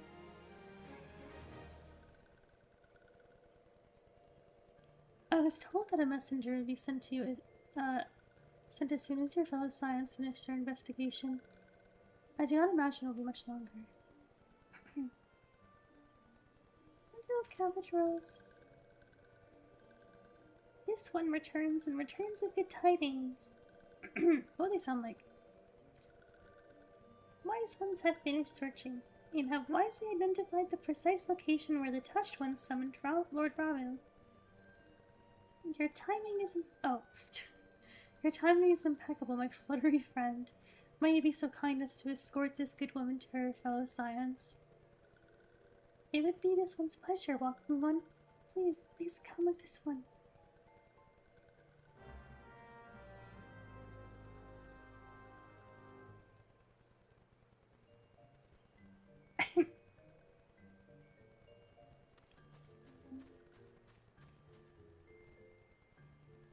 Where'd you go?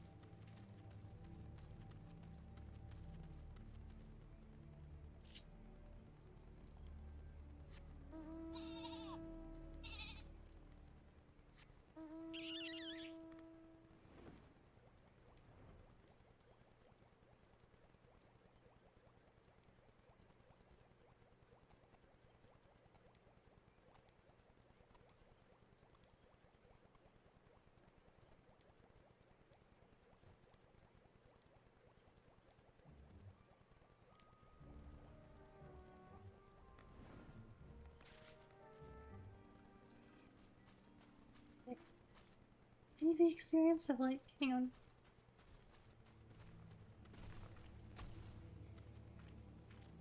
It's so pretty.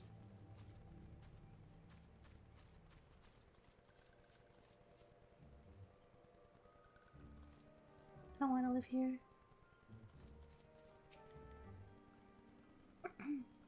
Wise ones have entered deep, deep within the Siflins.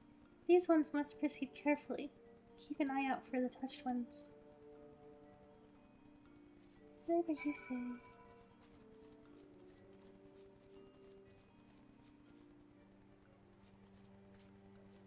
Wait, you're on my hunting list.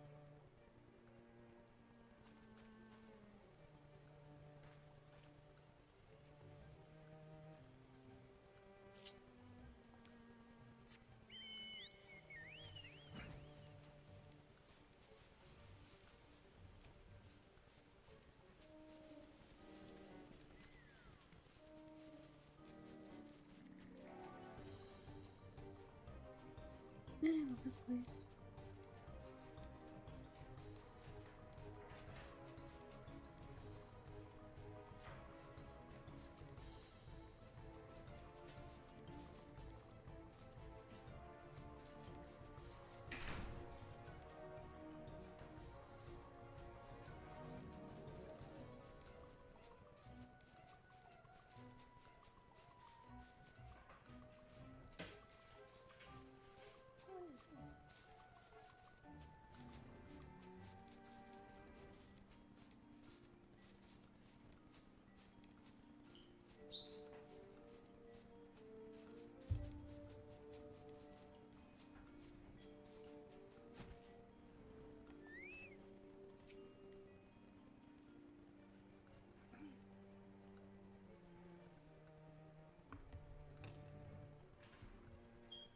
This one is most sorry.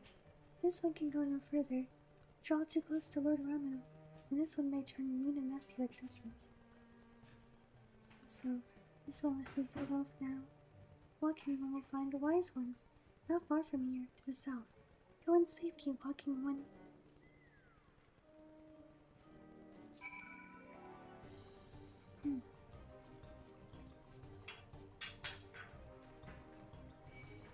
Oh, oh!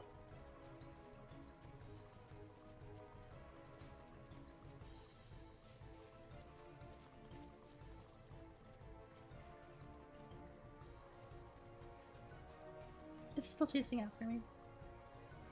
But it's okay.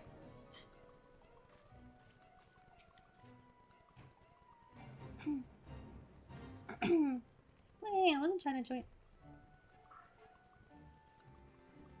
But it's very level though.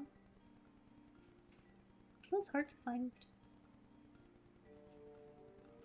fates that are. So it's actually you. I'm relieved. For a moment I thought you were dealing with another one of those confounded sylph tricksters. I swear of them wreaking havoc with their skin-changing magics. It's a wonder I was able to finish taking my measurements. Yes, it was quite the ordeal. You should have seen the look on Yustrola's face when the one impersonating you suddenly showed up. That's quite enough, Papalymo. My apologies, it's not like me to ramble so. At any rate, as I was saying, I have finished measuring the etheric activity in the area, and I'm pleased to say I have reached an indisputable conclusion. To wit, that Ramu was called forth in the vicinity of the Sylph's eighth ray. Come, Akira, Lord of Lemon waits. Yay!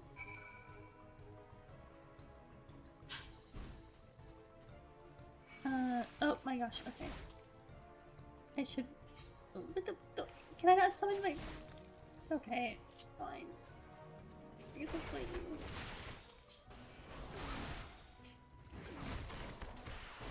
I can just run away.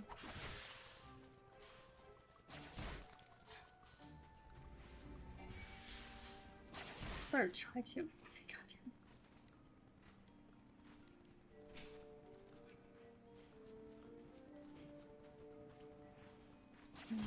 No, why are you following me?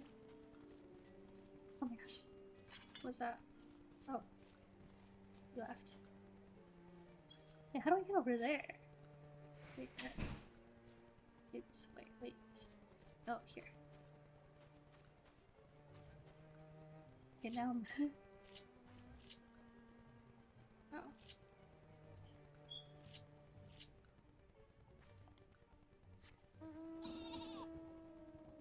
I'm sorry, sheep. This is not...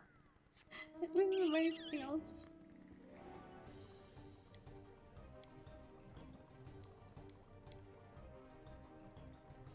Right, here we go.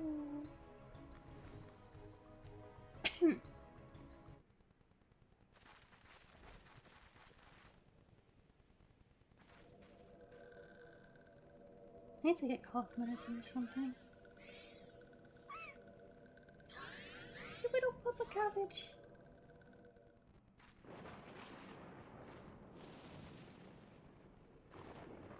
Tynora betrays thee, servant of hiding.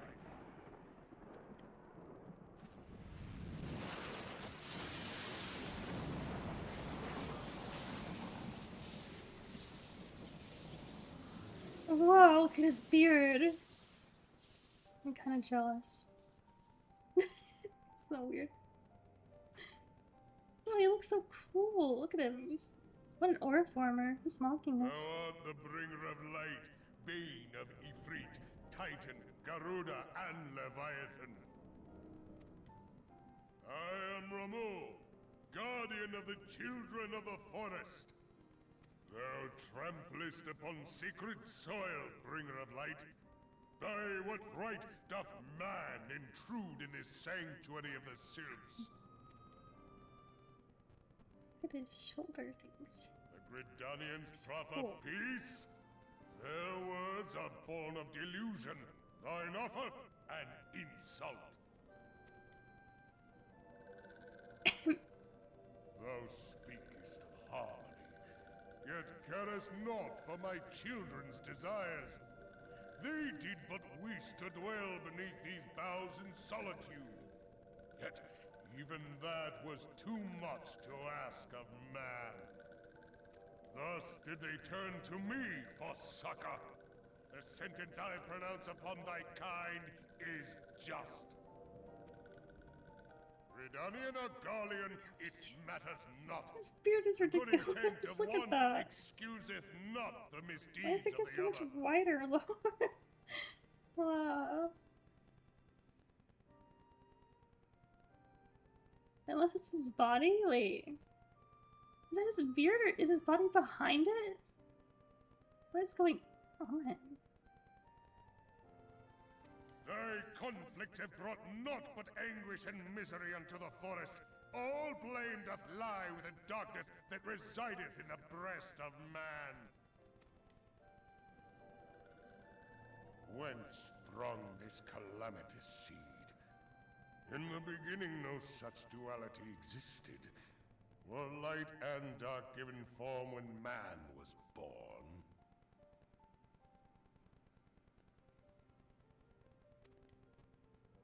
It would explain much. That's an Not interesting... least by strife and sorrow I've follow thought ever about in it thy that way. wake. Thou canst not deny the urgings of thine own nature.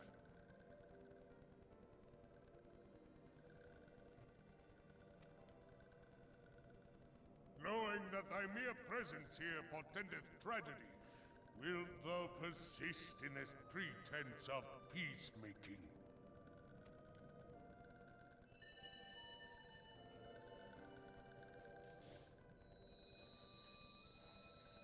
Thou bearest the crystal which I bestowed upon my wayward charges. That they should entrust so precious a gift to thee. Thou standest apart from thy kin. Thou art the bringer of light, aye. But there is something more in thee. Very well. I shall consider thy proposal. Shouldst thou Look at his survive beard. my There's his trial. body's behind it. I see it now. Survive your trial?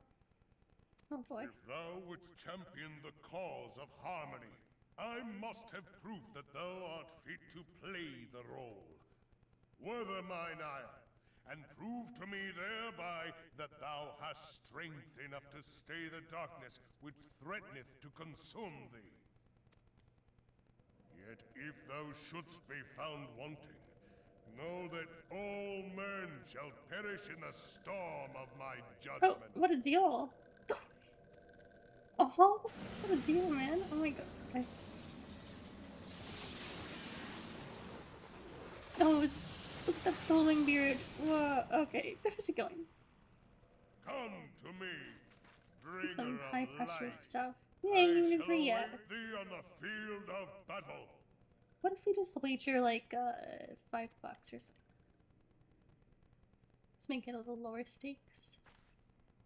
Urianger, it is rare indeed to find you so far from a tome.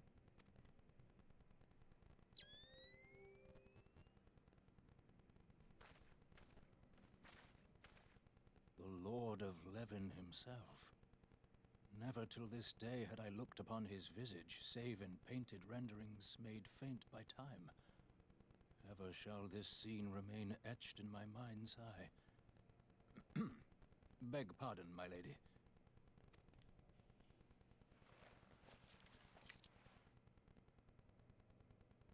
I must beg thine aid on a point of research. He took his goggles If thou art resolved to reveal face Lord another Raoul, pair of I goggles. would ask thy leave to observe the event.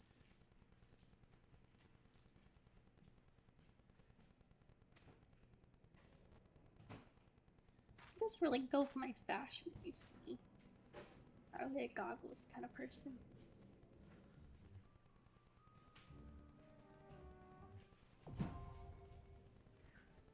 Striking tree. Oh, another one.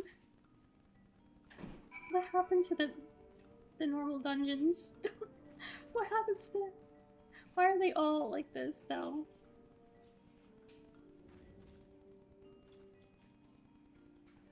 Too bad, Wimp, get over it. Oh my gosh. Why are you mad at me? We were standing together just 1 second ago. I don't want to fight you. You cute purple cabbage. I'm so sorry. Get over it, Wimp.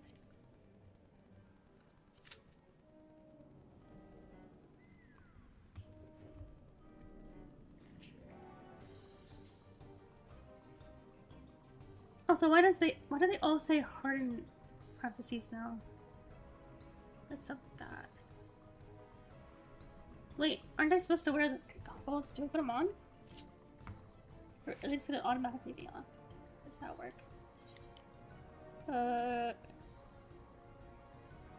Now see him. Oh, oh, oh.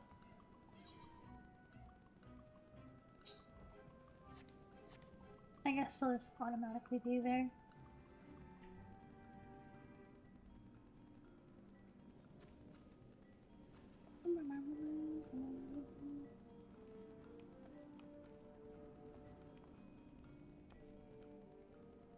Check this out.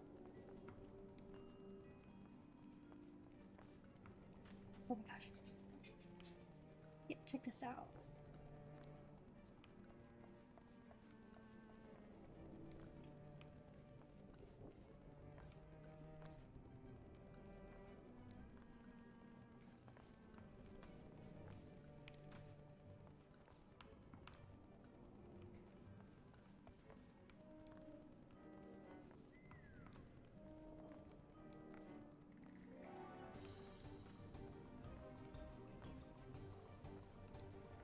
Uh-oh.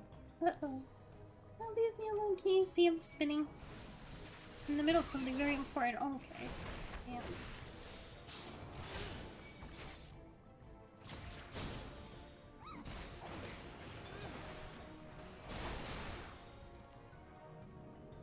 Are we gonna do this over and over again? So... Oh.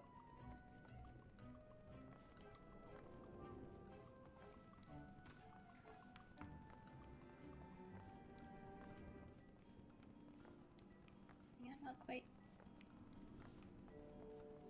Do it better.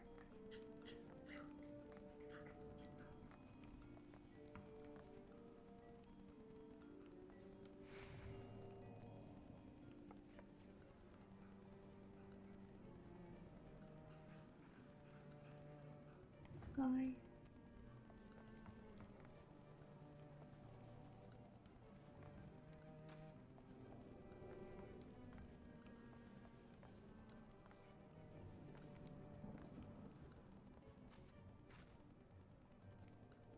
So...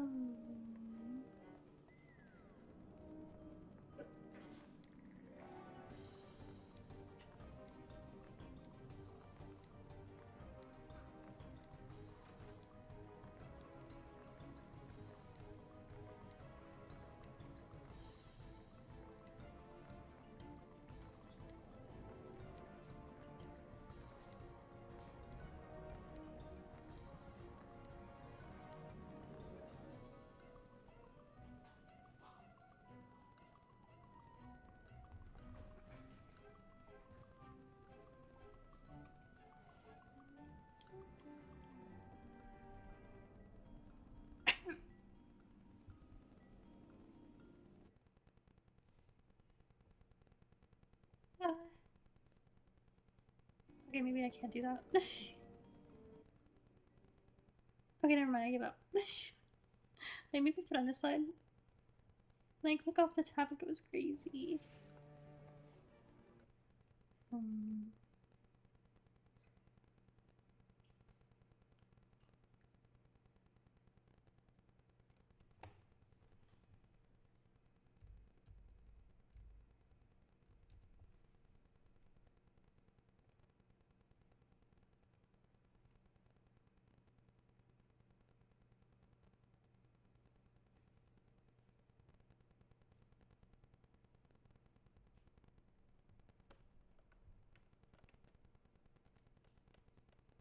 Yeah, you're blocking the screen. You're blocking it.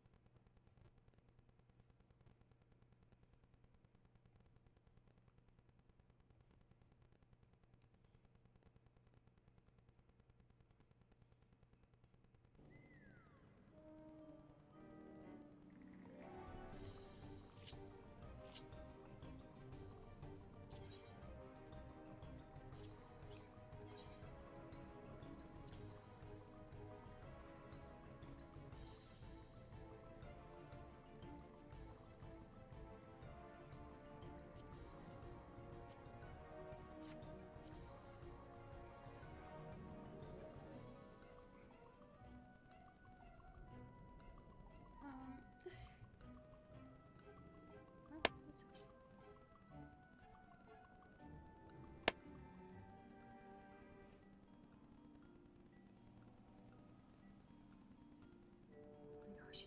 Okay.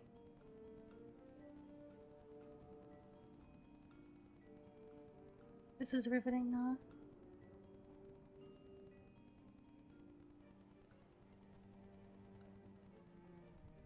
Yeah, one. Get ready.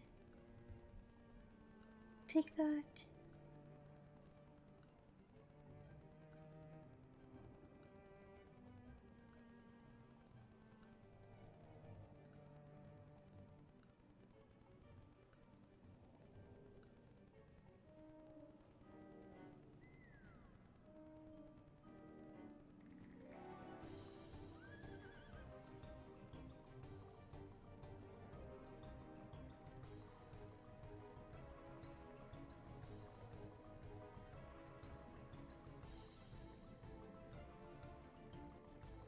Ah, loser. Get brighter reded.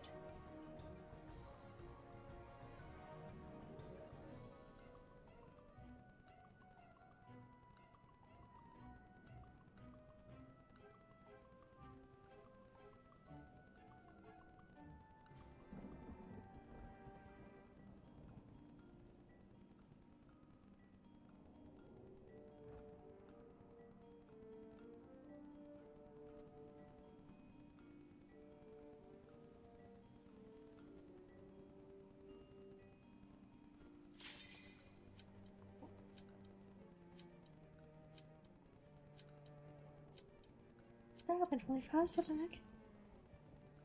I looked 1 second ago and there was 0.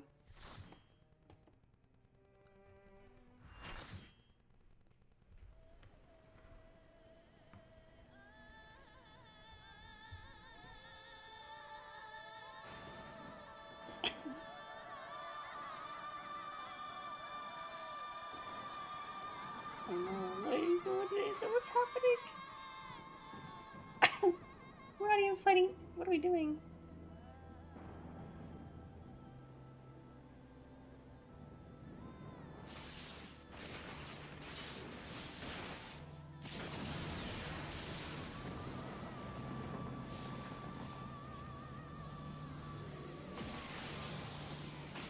Oh, hello.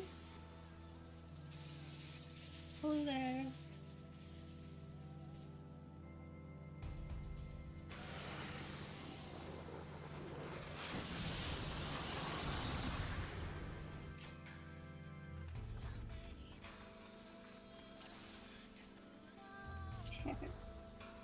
I'm scared. Oh, we are fighting him. Okay. Oh, okay.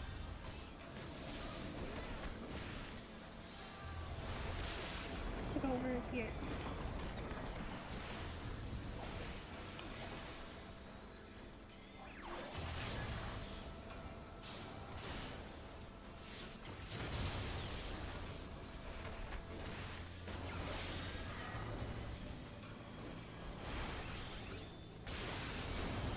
Should I have...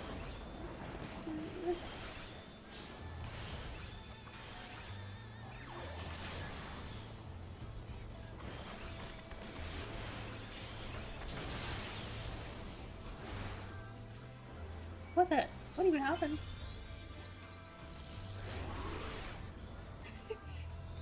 I'm not locked in. Oh, it's the... Oh, that's what's happening. I was not paying attention to that. Oh my gosh, okay.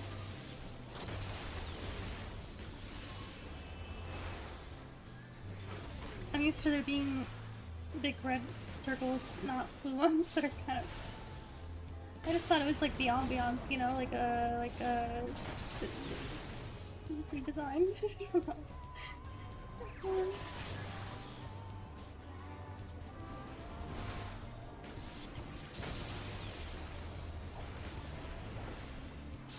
Oh, what does that mean? What does that mean?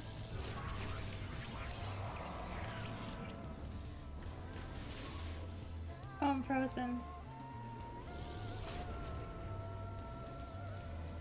You froze me.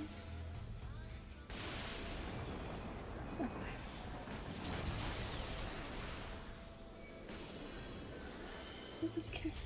I'm scary.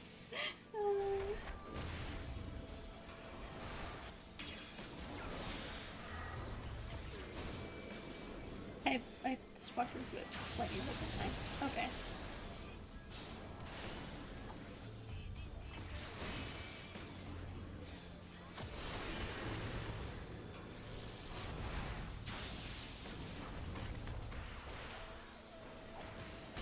I don't know what's with that. Oh, these things. Oh my gosh.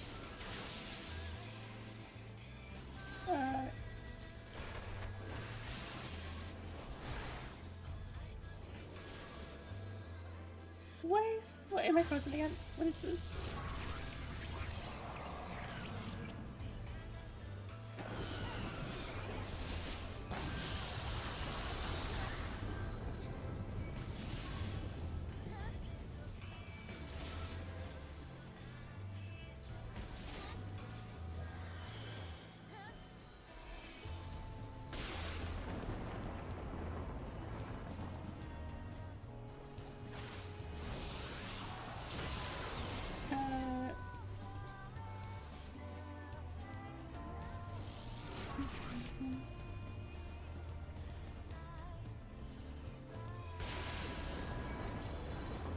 Okay, we're done.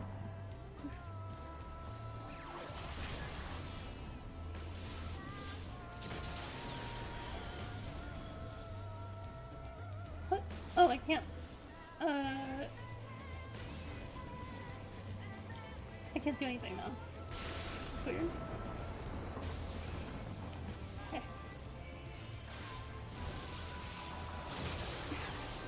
I'm so confused. Oh, we got there. I might have been. I hope I wasn't doing something wrong the whole time.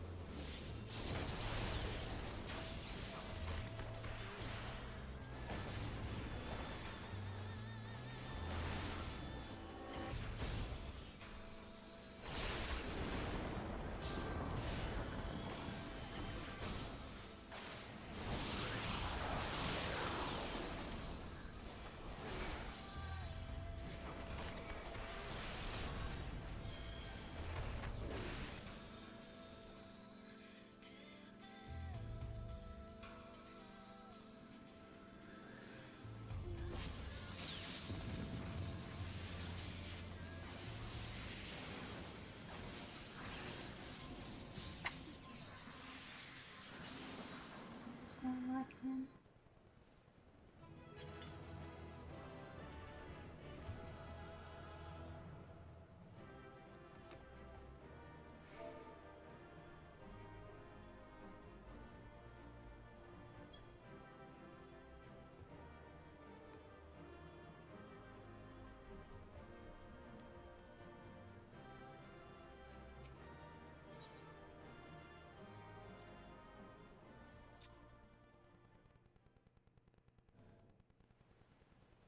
I have taken thy measure, bringer of light.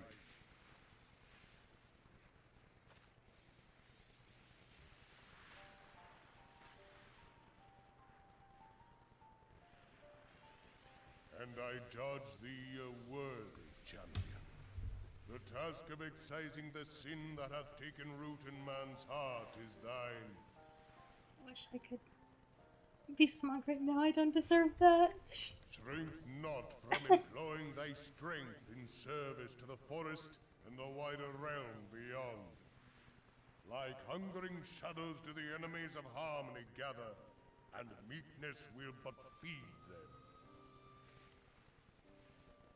If man is to be delivered from the dark, it shall be by thy guiding light alone. Stray not from the path, for if thou dost, thy people shall be truly lost.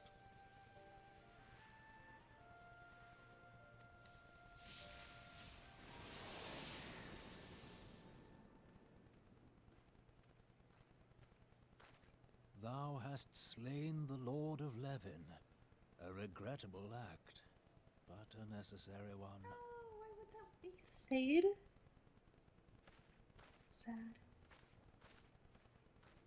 There was. You could have. In witnessing thy struggle, a truth hath been revealed unto me. If I mistake not, it may yet prove a chink in the eternal armor of the Ascians. But let us conclude our present business. I shall expound upon my findings at the Rising Stones anon.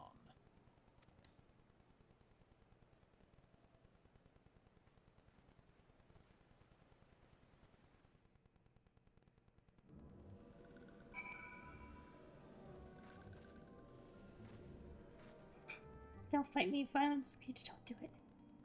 I'm just passing through. No solace.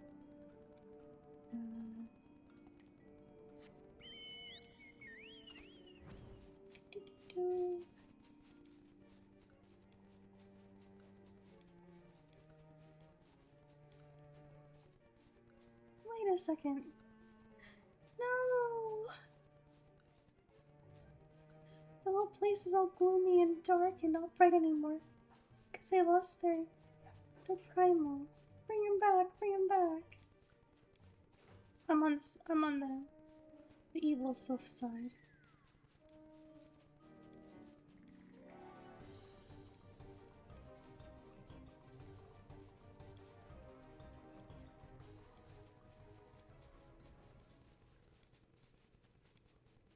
Oh, no, not shortcut. This way then.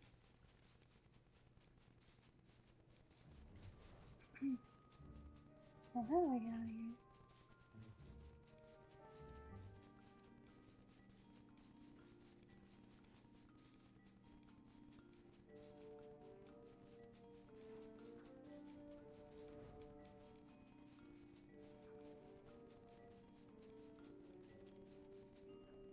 I want to live the little buildings. How the heck?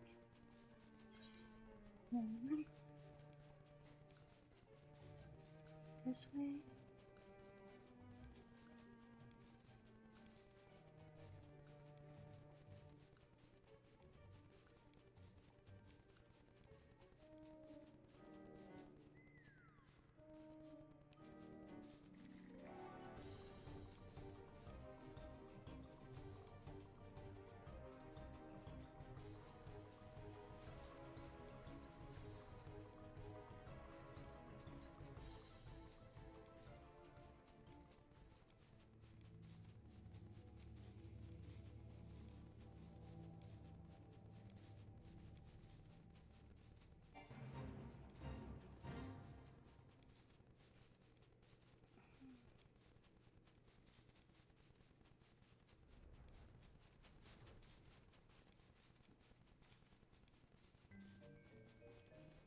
Here we are.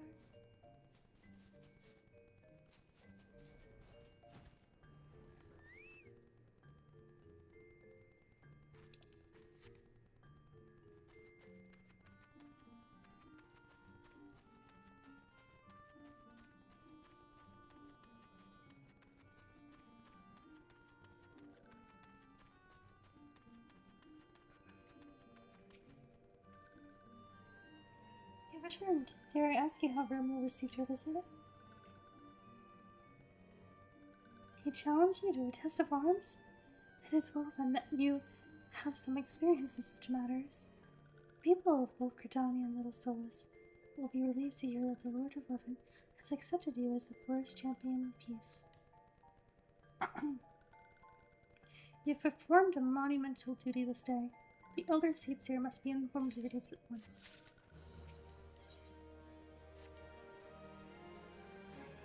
The elder seats here will wish to hear of your experiences firsthand. Pray return to Cretania and make directly for the Lotus Stand. The conjurer and Nethicus Altar will be expecting you. Farewell.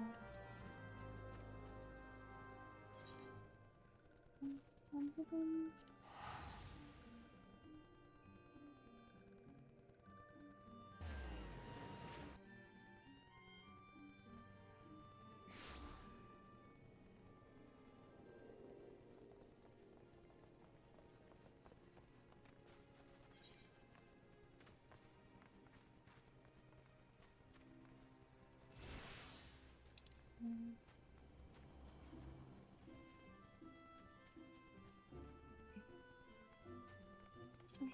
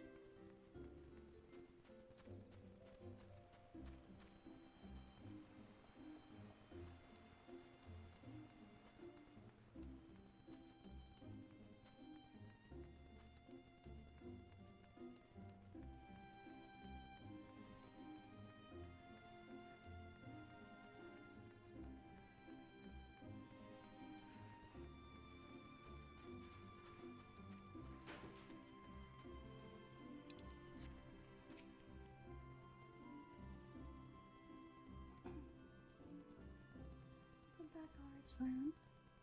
We who knew of your mission have been most anxious to see you return. It is sincere Sincerely speaking.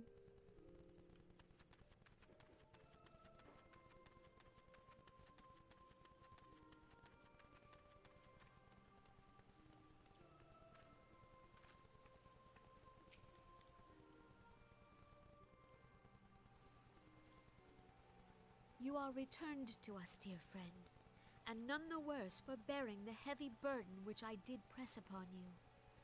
Most glad am I of this. I am informed that your efforts to negotiate a peace with Lord Ramuh ended in conflict. Pray tell me, what befell?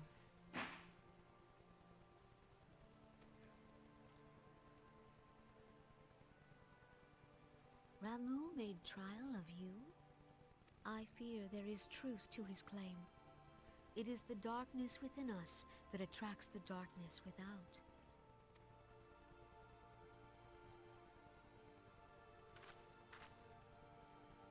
It cannot be denied that misfortune follows man. For evidence, one need only look to the conflict brewing in Cartano, or to the rising flood of refugees. Our shared struggle against the Empire should have served to seal our union. Yet the ties which bind the Alliance strain under the weight of gross self-interest.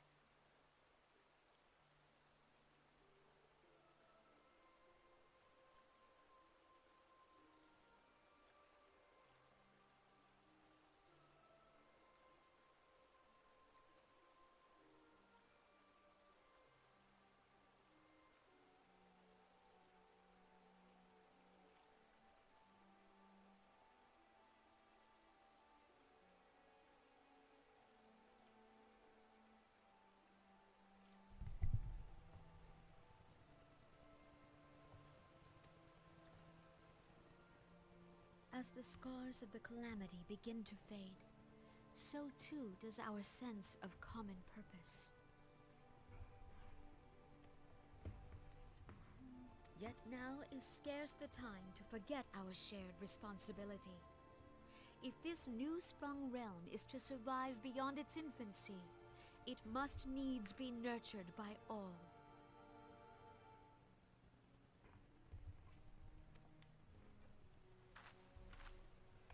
Eorzea must be as one.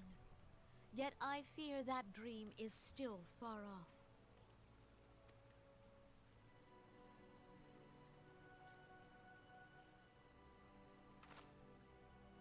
On behalf of the people of Gridania and the elementals both, I thank you for all that you and your fellow scions have done.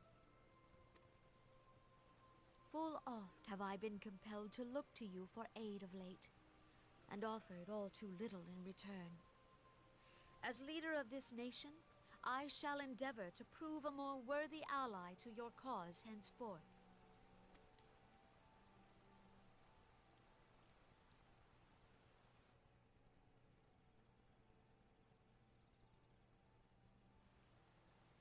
Lord Ramuh has departed, yet the keening of this ill wind grows no less insistent. Voices of the forest, pray speak and I shall listen. What unseen evil begets this unease in my heart?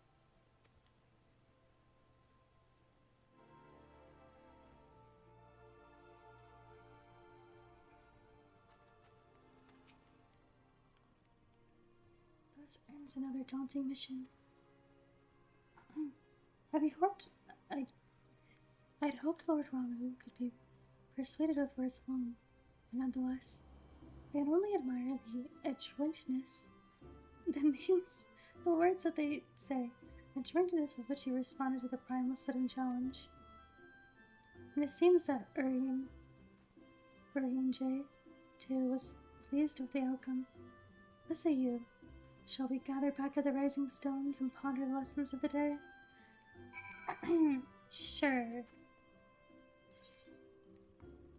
I'll go there.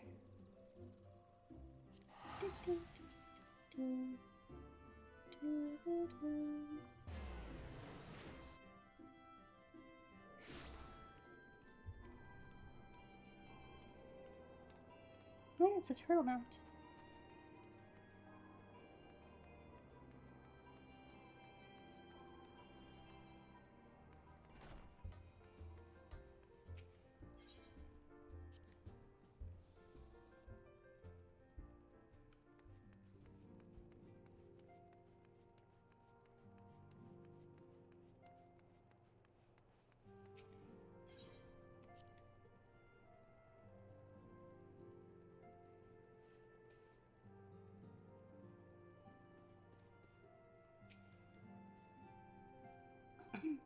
Welcome back. Word of your momentous encounter with Lord Ramu precedes you. I should fain share news of mine own, but Urianje's discoveries must take precedence. Upon witnessing your defeat with the Lord of Levin, our learned companion was struck with a profound insight regarding the nature of the Asian's immortality. Let us assemble and discuss his observations together.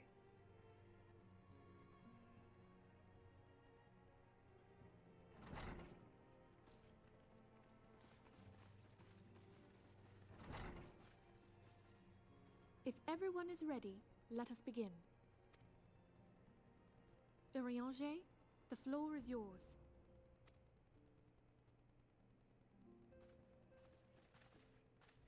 As all here assembled now know, in its final hours as our Order's headquarters, the Waking Sands did play host to a most unexpected visitor. I speak of the Asian clad in white, Elidibus.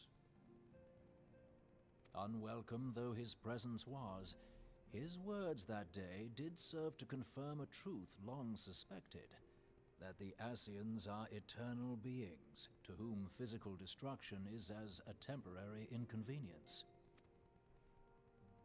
In the intervening time, Urianger and I have striven to discover a means by which the Asians might more permanently be slain. And 'tis my belief that we have found the thread that will allow us to unravel the twisted skein of their existence. In the moments prior to Leviathan's most recent manifestation, the Sahagin elder who summoned him was observed to undergo some manner of ascension. The etheric readings taken by Y'ashtola at the time of this transfiguration have proven most enlightening. The disruption to the flow of ether was sudden and dramatic. So tangible was the agitation, I scarce had need of my goggles. The significance of Y'ashtola's readings might better be understood in the context of mine own, taken at the instant of the Lord of Levin's demise. Unlike the Primal, the Sahagin was not subject to etheric dissipation. Before discussing our new discoveries, it may benefit us all to recall what we know of etheric behavior.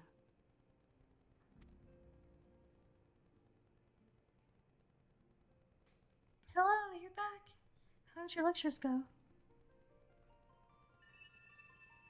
Let us begin at what some might call the end. When we who dwell in the material realm die, Torture? our spirits dissolve into the flow of sounds ether like it. and are returned to the ethereal realm. I don't In envy turn, you. the restless energy which suffuses Not that plane the streams back lecture. into our world, giving rise to new life. Who does the plane streams back into the world? Oh, it's like reincarnation or something. Kind of. Oh, yeah. 'Tis as the heavens did decree, the way of all mortal souls. That's what I figured.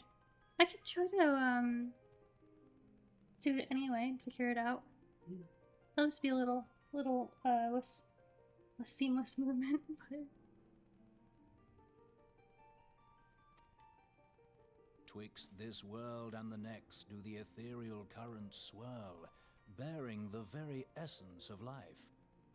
Thus doth the cycle of birth, death, and rebirth continue unabated.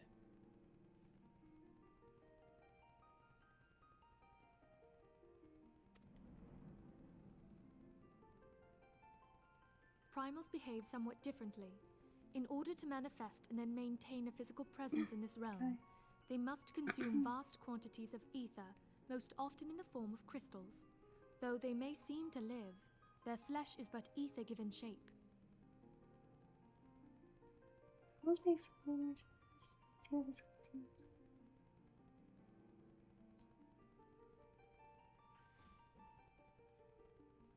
Ah. Interesting. Thus, a defeated primal leaves behind no broken corpse. Rather, the essence of its form seeps back into the land whence it came, and the energy of its shattered spirit is called back to the ethereal realm. Yeah, I know what you mean. I could just try it and see how it goes, but I'll keep my expectations. Hey, thank you for telling me though. I kind of figured that it would be like that.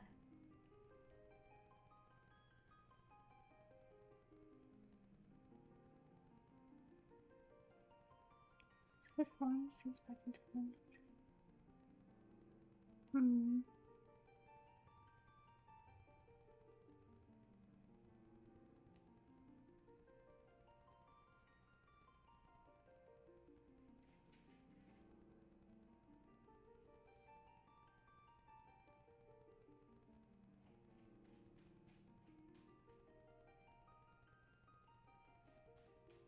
Yeah, it's true.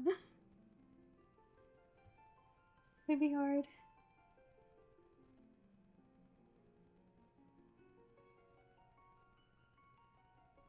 For the essence of its form sees back into flames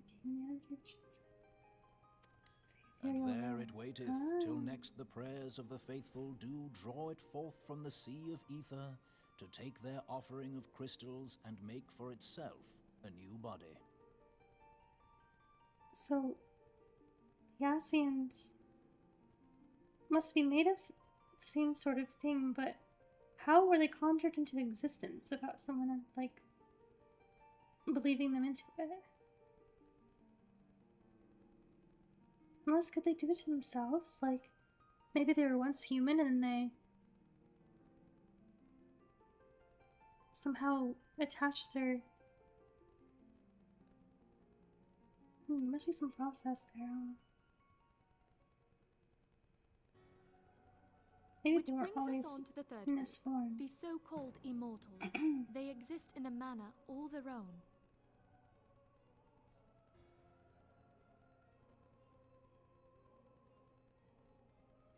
Yeah, I usually play for moderate, but yeah, it could be still pretty hard to play with keyboard and stuff.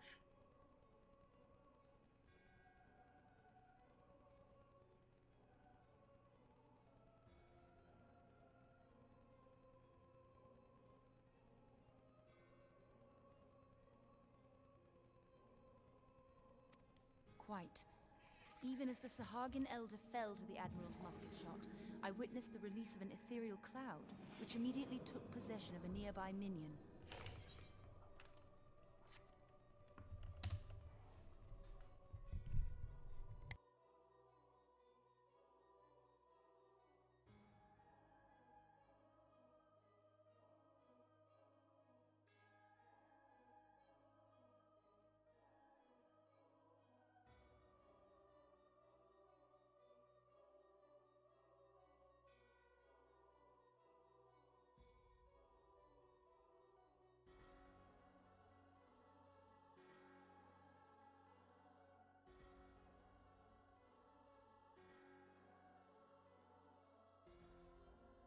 Sorry, my cat was wreaking havoc again. Yeah, it'd be a little hard. I guess. Maybe the second one. Oh, yeah. A soul that dissipateth not upon the death of the flesh.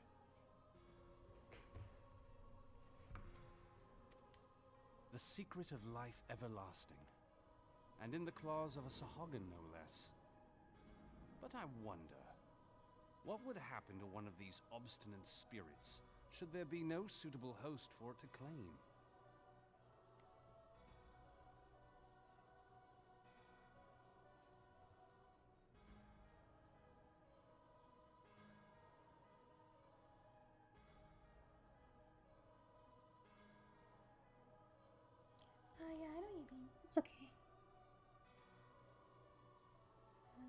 Sacred exhausted.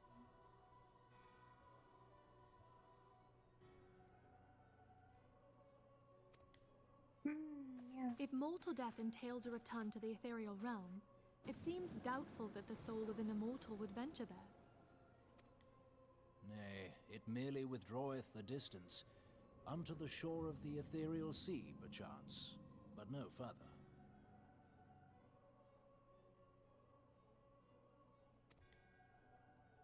Yes, it exists in neither this realm nor the next, abiding instead in the space that lies between them.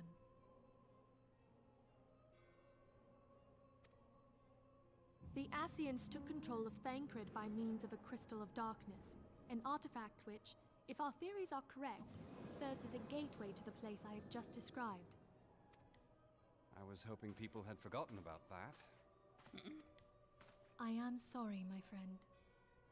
Ah, loser. For a mercy, the weary road of our research hath brought us unto an answer. The Sahagin ascended to an immortal state, but he did not possess a crystal of darkness through which to flee this realm. Thus was he consumed by Leviathan.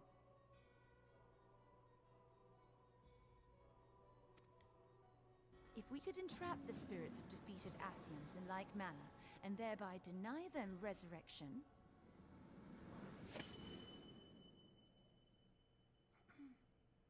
I see, they can't.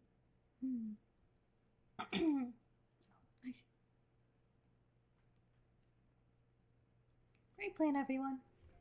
Therein lieth the path to victory. Thou art most perceptive, my lady. Only when we have trapped the bodiless soul within an ethereal prison can we hope to defeat its unnatural constancy. Thus might even an eternal paragon be consigned to oblivion. These feats are, of course, far easier said than done. At present, we lack a viable means to entrap and extinguish an Ascian soul. Yet, I believe it to be possible. The pieces of the puzzle lie before us. We have but to put them together.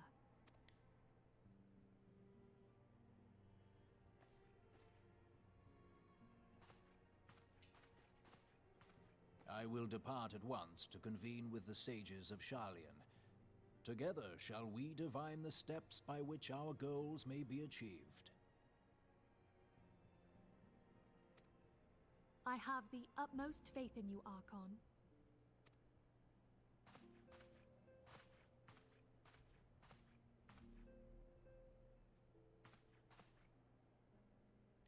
Beg pardon, antecedent, but I would raise one final matter. Even now, a Sharlayan survey party seeketh to ascertain the fate of the students of Baldessian. Their findings shall soon be known to us. Though you harbor feelings of dread, I bid you surrender not to sorrow, but abide instead in hopeful prayer. I shall, Archon. Thank you.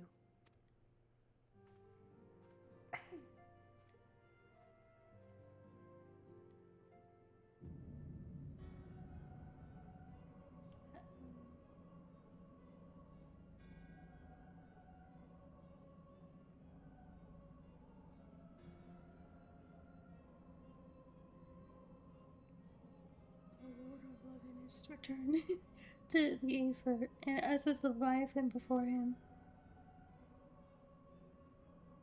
Ramu's acquiescence was most intriguing.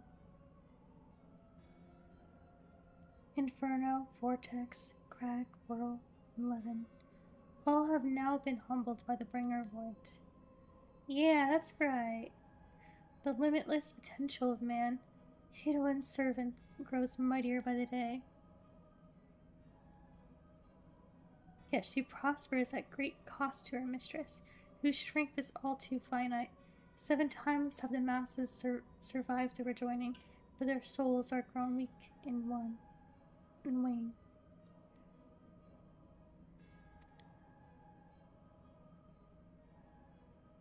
Yet even as it enervates, the ardor empowers our master.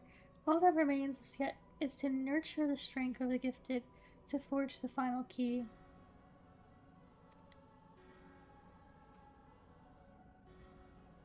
And all that is to and that is the task to which we bend our very effort.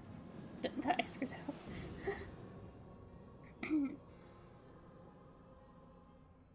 Divine seeds were ever wont to quicken Eorzea's fertile soil.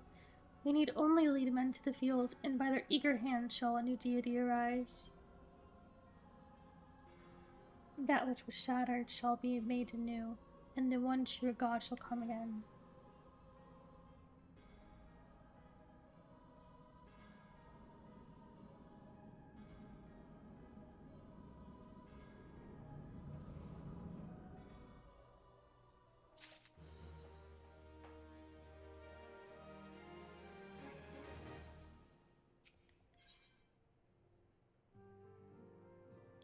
Okay. Get on with the rest of your day. Thanks for stopping by.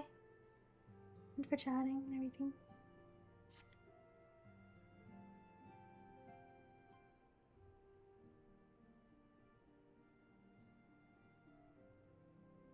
Oh, cool. Maybe. I'll probably be asleep though, because it's kind of late for me already. But, yeah.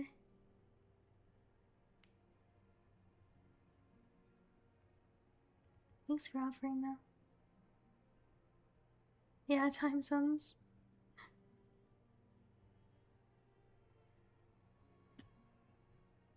Time zones suck.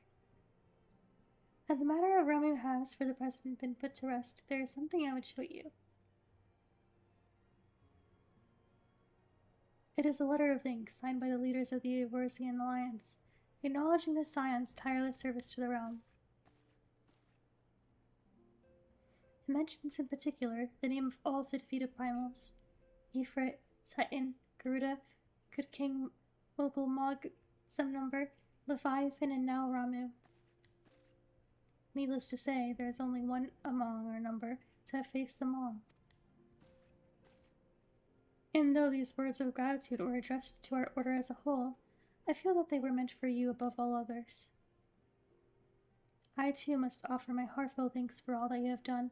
In the course of your duties, you have never once failed to answer my call to arms. You are a true hero, and as Eorzea is that much safer for your presence. Pray do not misunderstand me. I said safer, not safe. I know only too well that we can ill afford to lower our guard. The Ascians may be relied upon to sow chaos in the realm until such time as they are forced to stop. Why, even with their encouragement, you may be assured that man would foment strife on their own. Even without their encouragement, you may be assured that man would foment strife on his own. And that is to say nothing of the beast tribes. Unless we learn to live in harmony, the primals too will learn to plague us again and again and again. And yet, despite all of this, your deeds serve to inspire the people, to give them hope for a better tomorrow, and there is no greater gift.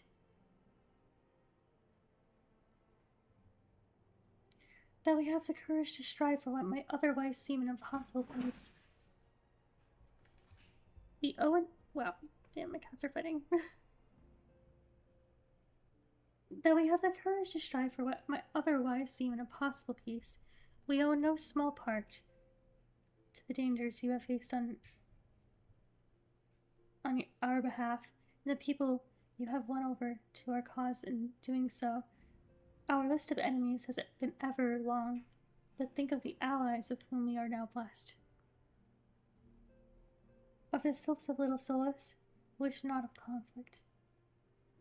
Of the Alamegans and the Domans who stand with us, determined to halt the dread march of the Empire.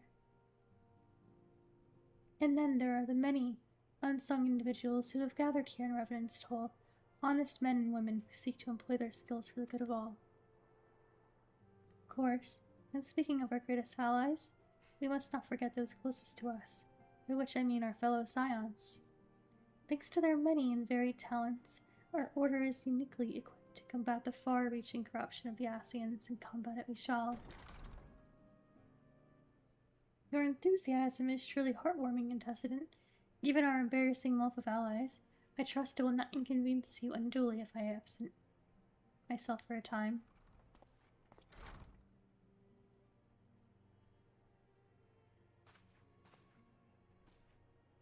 Elfinod, I take it the troubles in Ulda no longer require your attention?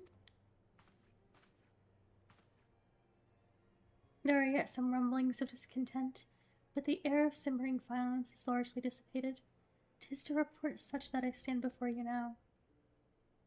That and to speak with you concerning the new organizations we discussed.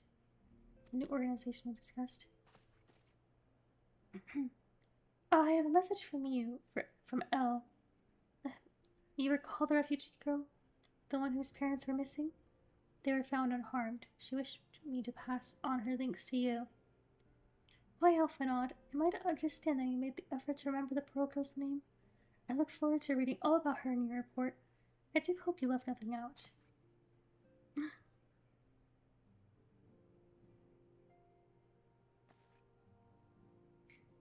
You may have been away from Ravenstall for some time now, I believe. Might I suggest that you put the affairs of the realm to one side for the moment, and take this opportunity to reacquaint yourself with the town? Which reminds me, one of the Doman children recently inquired as to your whereabouts. Yozan was his name. I believe he has some small matter he wishes to share with you. Why not oblige him with a visit?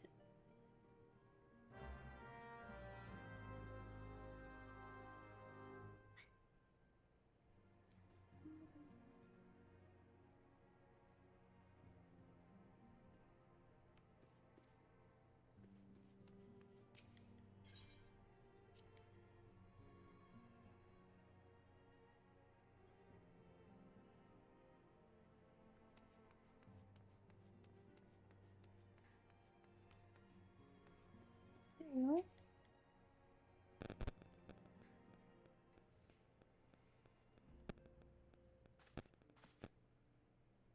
Look, it's Misaki just been back from our adventures. We heard you were fighting off primals. You were off fighting primals. Now they're some of the strongest enemies you could ever face. I wish I could have seen you in battle. Anyway, we all want to be heroes too, so we finally formed our very own Domon Adventurers Guild to protect all the Domons. Oh, do you think you could train us today? Maybe you could show us how you fought the primals. What's all this commotion then? Commotion? Mr. Boulder, Mr. Coltonet, do you know that Misaki is back? So it would seem. Welcome home. My companion and I but recently became full members of the Scions, and I believe proper introductions have yet to be made. I am known as Hoary Boulder. And this bookish fellow is Coltonet. Though we remain largely unproven as adventurers, we have taken it upon ourselves to instruct the Domon younglings in the art of combat. Like I told you, Mr. Boulder, we are not younglings anymore. We are adventurers. And we were just asking Misaki if she could give us some special training. I think we're ready to hunt monsters alongside her, don't you? No. Well, you've certainly been diligent in your patrols, but I'm afraid the fiends of Mordona are still ever so slightly too dangerous for you. I have a counter-proposal. What if I were to cross swords with Lucky? A demonstration of skills at arms, if you will. Hori, if you don't know better, and I do, I'd say you were merely seeking to test yourself against a legend. Well, mayhaps I am. But what matters what matters the motive when the children stand to learn so much from the lesson. What say you? Would you consent to spar with me?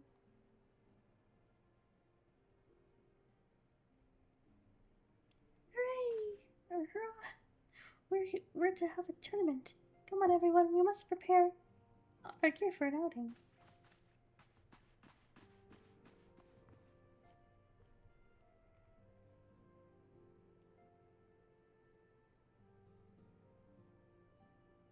Do try not to disappoint them. Have faith, Coltonet. I shall summon every last ounce of my strength to make make of this a worthy contest.